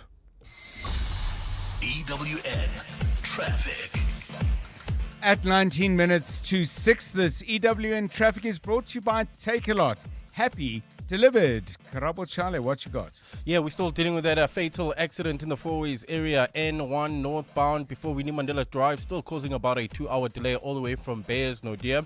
So if you're leaving Rudaport, heading towards the northern suburbs, I would advise you travel through Northgate. That's using Christian de Wet, Northumberland, as well as Witkoppen, and then you can maybe get on the highway N1 via the Winnie Mandela Drive on-ramp. There's also slow-moving traffic. Expect heavy delays driving through the Joburg CBD. That's the M1 southbound between Ethel Oaklands all the way to the Crown Interchange. It looks like there's an accident scene there. And finally in Pretoria, Equestria, traffic remains sluggish on Solomon Mahlangu between Linwood Road and the N4. If you come across any other traffic issues, please WhatsApp us on 072-702-1702. There's more EWN on air, online, and on the EWN app. Traffic is trafficking. The robots aren't AI, but more like an eye roll, and service delivery isn't delivering. But luckily, Take A Lot is. Shop anything from beauty and sport to tech and toys at everyday low prices and get it delivered to your door faster than you can get home, even when you take the back roads. A delivery so quick, the speed thrills. Halala with no limits, just the open road of happiness before you. Take A Lot. Happy delivered. Light the fire this game day with a winning lineup from Checkers, like Championship Boerewors thick or thin for just $109.99 per kilo. Coca-Cola Original Taste Less Sugar Soft Drink, 2 litres, 2 for 45 Rand, save 11 Rand. And Monster Energy Drink, a 500ml 4-pack for $57.99, save 12 Rand. Light the fire, South Africa, and let Checkers do the rest. Deals valid until this Sunday, only at Checkers. You are not dreaming. You are repeating. Insurance, pineapple. Insurance, pineapple. Insurance, pineapple. Insurance, pineapple. Pineapple FSP 48650 is underwritten by Omart Insure Limited, a licensed non-life insurer and authorized FSP. You've reached in his Renault Duster en route to Dullstrom. This journey is taking to try a sport far more boring than its name might suggest. Fly. Fishing. He'll be in his Renault Duster, which he bought with 40,000 Rand trade-in assistance. Leave it all behind in the new Renault Duster with 40,000 Rand trade-in assistance. Offer exclusive to Renault Financial Services. Product of ABSA. T's and C's apply. A song, a book, and a dish. On 702. 16 minutes to 6 on 702 Drive. This is the part of the show, the part of the week that we really do look forward to. We get to meet somebody who we've probably had different kinds of conversations with, and over a number of years here on 702 Drive. From time to time, we've had chats with my next guest. She's involved in the world of food, the world of hospitality, and our conversations have been very much about issues during COVID and the catering and hospitality industry and all these struggles that they had to get through. But today we are speaking to Grace Harding, CEO of Ocean Basket, at not necessarily a much easier time, but certainly in a year when Ocean Basket, which turned 30 this year, has a good reason to celebrate. And Grace, it's nice to meet and chat and not be talking about some of the tougher things we were battling with as a country and you as a business during the time of the pandemic. Welcome. Happy birthday to you. It's a big business now. 164 restaurants in 16 countries, and you've been going for 30 years.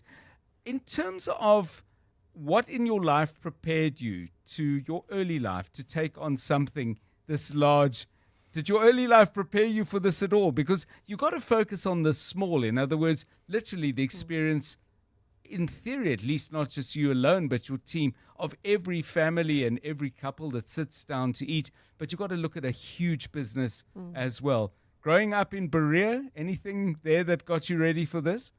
Well, the other day, thanks for having me, I told someone that I grew up in Berea near Hillbrow. Yes. And this person was under the age of 30 and they looked at me like I must have been mad, but it was a very different time. I think everything in our lives prepare us for our journey in some way or another. I didn't grow up in an easy environment. I grew up on the shop floor, so as to speak. And I was always surrounded by influences that were centered around being kind, being hospitable, serving. I grew up working in department stores. I think only you and I remember Garlics. Yes. The Edgar's Group. So if I have to sit and really think about it, what prepared me for this environment? It's the journey. It's everything. It's every mentor I had, every mistake I made, everything. And the mistakes still to be made and the mentors still to come. But your dad, Sydney, was in retail commerce. He was trained as a tailor. But do you think, if you look back on that you were learning about the customer and the relationship and the conversation and the little extra inch, yard, maybe even mile that you go to make someone happy? I mean, you probably didn't know you were learning it at the time. No, I don't think we are aware of what we are learning even later on in life. But now we know that many of us in hospitality are neurodivergent. And I think back in those days, the people who couldn't sit and study, and I was one of them, and my father was definitely one of them as an immigrant from the UK, all he knew how to do was to sew and to buy and sell stuff. So it suited me really, really well because I didn't want to sit at a desk. School was very tiring for me. In matric, I was sort of missing a couple of days, and the principal liked me, but he said, Grace, why? And I said to him, but it's just the same every day. So it was a comfortable environment where I could jump from fixing a shelf to serving a guest to cleaning a window, doing things like that. What was there anything you liked about school? I mean, you went to a couple. Northview is where you matriculated. Roseneath, people who know that part of central Joburg will know it well. You were at King David for a bit. Was there anything about school that you thought, okay, it's mainly the same, but I can't wait for this? The look on your face says the answer is probably no. I think there are many things that contributed to liking or not liking school. So I struggled a lot in my home life, and that created complexities, and I struggled to study. So the sitting still part was difficult. I enjoyed the plays. I loved typing. That was fun. Okay. What, the clack, clack, yeah, clack? Clack, clack, clack, and getting faster and faster. I loved the languages. I did love history. Yeah. So I think there were things that I loved, but I didn't like going to a place in a prescriptive uniform, doing the same thing and not being heard. It irritated me. I mean, I went to school in the bad times as well, you know, and the old South African flag was up, and then the inspectors used to come and we used to quickly do this and take it and change things. So it was just a weird time. I didn't like school. Okay, well, you do not have to go back, but you do learn from books. The one you've chosen is by someone called Adam Morgan. I'll read the title, but the subtitle is interesting as well. A Beautiful Constraint, How to Transform Your Limitations into Advantages. By the way, you probably know this, but it is slightly ironic that his first book was called Eating the Big Fish. So I don't know if that had any bearing on you and Ocean Basket. But seriously though, Adam Morgan, the book, and crucially the message of the book. Why so central for you? And the pirate inside, I think. Yes. A Beautiful Constraint is definitely, I mean, it's so difficult when you said favorite book, favorite song. Oh, yes. Life is full of constraints. And I mean, you spoke about COVID. And it's always easy to reflect after the pain has gone. It's a bit like giving birth to children. You know, why do women have another child? And the examples and the case studies just show that constraints are sent to force us to unthink things. And we're so busy thinking and learning, sometimes we have to unthink. And I love the story of Nike when they had bad press because the glue in the factories was really harming the workers. And instead of them saying, oh, what are we going to do? We're going to have bigger masks. And they started in that conversation. They then said, well, why do we need glue? And that solution gave birth to an incredible range of shoe that had no glue. But I think it's such a powerful book. I give it to so many people to read because every time you're faced with a constraint, you've got to believe that if you look at it sideways or inside out or just lift it up in the air, you'll see something that you'll learn from. So I want to go back to Berea. You had a younger sister, Joy. What kind of older sister were you? Oh, oi. I don't know if I can say that on air. So I was a... you can say oi. You just can't say what's going to come next. I was a bossy sister. She still calls me bossy. I mean, she's now 55. She lives in the UK. Yes. But I had to be her mom. So it was a little bit of a unusual relationship. Yeah. But I was bossy and domineering and sometimes used to accidentally trip her. Okay, not near stairs, I hope. I can't remember. Okay. Sorry, Joy. Sorry, Joy, if you're listening. I will send Joy the link. But I want to ask you this. I mean, what have you enjoyed about this part of your business life? Because Ocean Basket wasn't the first thing is the food a big part of it, or is it food as a vehicle for a kind of larger mission that you're on? In other words, you might have been doing something that involved shoes or cell phones. Ocean Basket has brought together all my dreams. Okay. So if I step out of the grittiness of it, first of all, I was given a chance to lead a company. I'm not a traditional CEO. I don't come with a string of degrees. And someone took a chance on me, and that was really good. But it's everything. It's food. It's nurturing. It's people.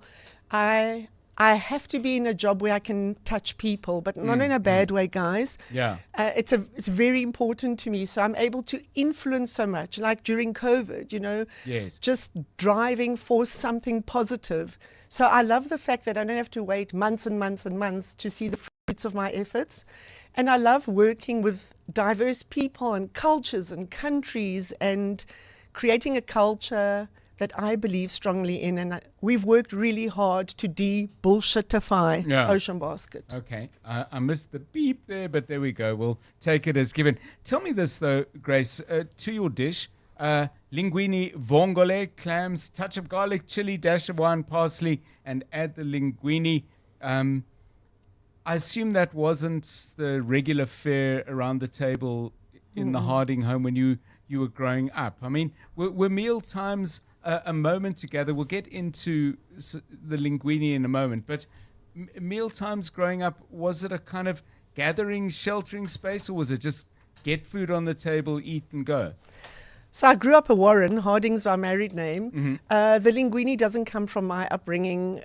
There weren't many days where we did eat all together. Right. So I think that's also driven my obsession with feeding, how we arrived and we set the table.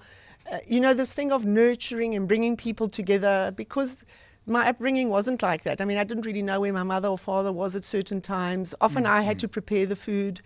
So I think I've worked to reconstruct what I didn't experience. So linguine then, is it because you make it really well? No, it's because I'm Italian. Okay, but I mean there are... we could be here till Monday listing great Italian dishes. Why this one?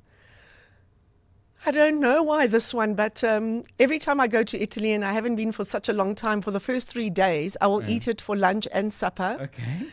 I've always loved it. Maybe it's the simplicity of it, the beauty of the clams and the color of the parsley.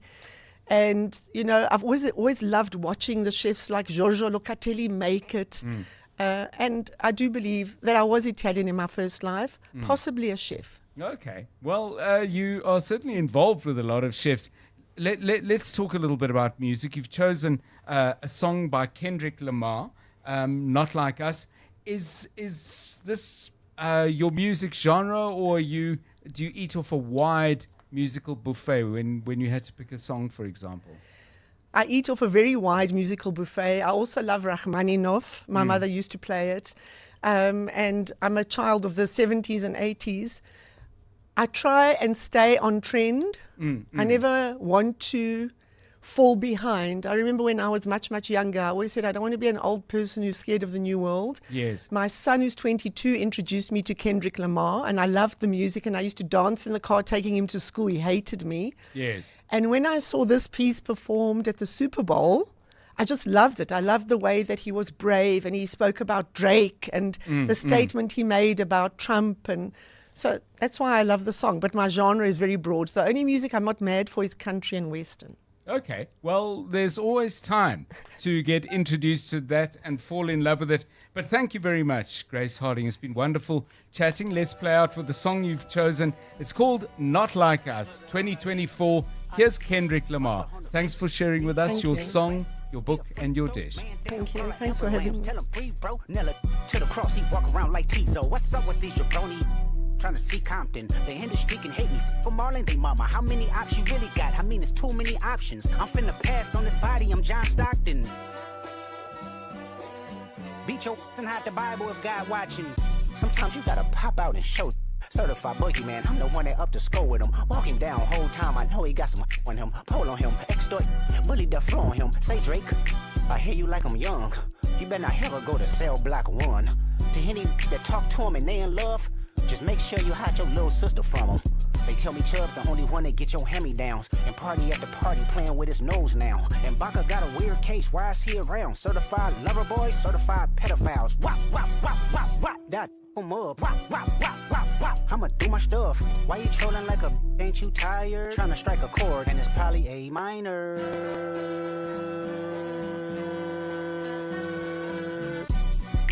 They not like us. They not like us. They not like us. They not like us. They not like us. They not like us. You think the Bay gon' let you disrespect Pop? I think that Oakland show gon' be your last stop. They cold foul, I don't know why you still pretending. What is the owl? Bird and bird go. The audience not dumb. Shape the stories how you want. Hey Drake, they're not slow. Rabbit hole is still deep. I can go further, I promise. Ain't there some be rest? That's for you Malibu most wanted. Ain't no love boy, you ball boy. Fresh Gatorade or something. Since 2009, I had this jumping. You need to get a wedgie. Be flipped over your boxes or over your foe. The other vaginal option. Better straighten they posture. Got favorites all up in contact. Might write this with a doctor. Tell a pop star quit hiding. A caption won't action. No accident. I'm hands on. He around get polished.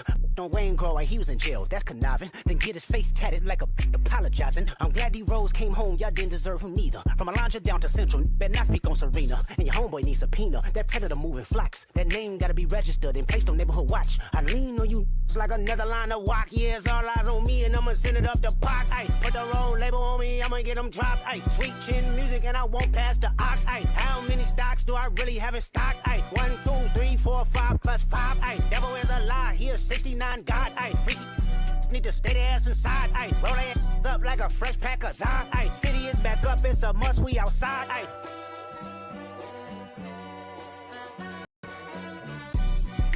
They not like us. They not like us. They not like us. They not like us. They not like us. They not like us. Once upon a time, all of us was in chains. Homie still double down, calling us. If I could just interrupt there, Mr. Lamar, just for a moment to say thank you very much for joining us on 702 Drive, a show put together by Jonathan Fairburn and Rifue Litsu. Our technical producer is Karabo Malapile. The weekend is upon us. I hope yours is wonderful. I'm John Perlman. Good night. What 21 get your first street cred? Thug makes you feel like you a slime in your head. Hey, what Quavo said you can be from Northside? What 2 Chainz say you good but he lied? You run to Atlanta when you need a few dollars. No, you not a colleague, you a colonizer. The family matter and the truth of the matter. Here was God's plan to show y'all the liar. He a fan, he a fan. And now, The Money Show. With Stephen Grootes, live on 92.7 and 106 FM. Streaming on the Prime Media Plus app. And DSTV channel 856. The Money Show with Stephen Grootes is brought to you by ABSA CIB, banking on local growth with Club Med South Africa to bring the first resort of its kind to the country. Good evening on your Money Show tonight. The arts sector worries about Gayton McKenzie's comments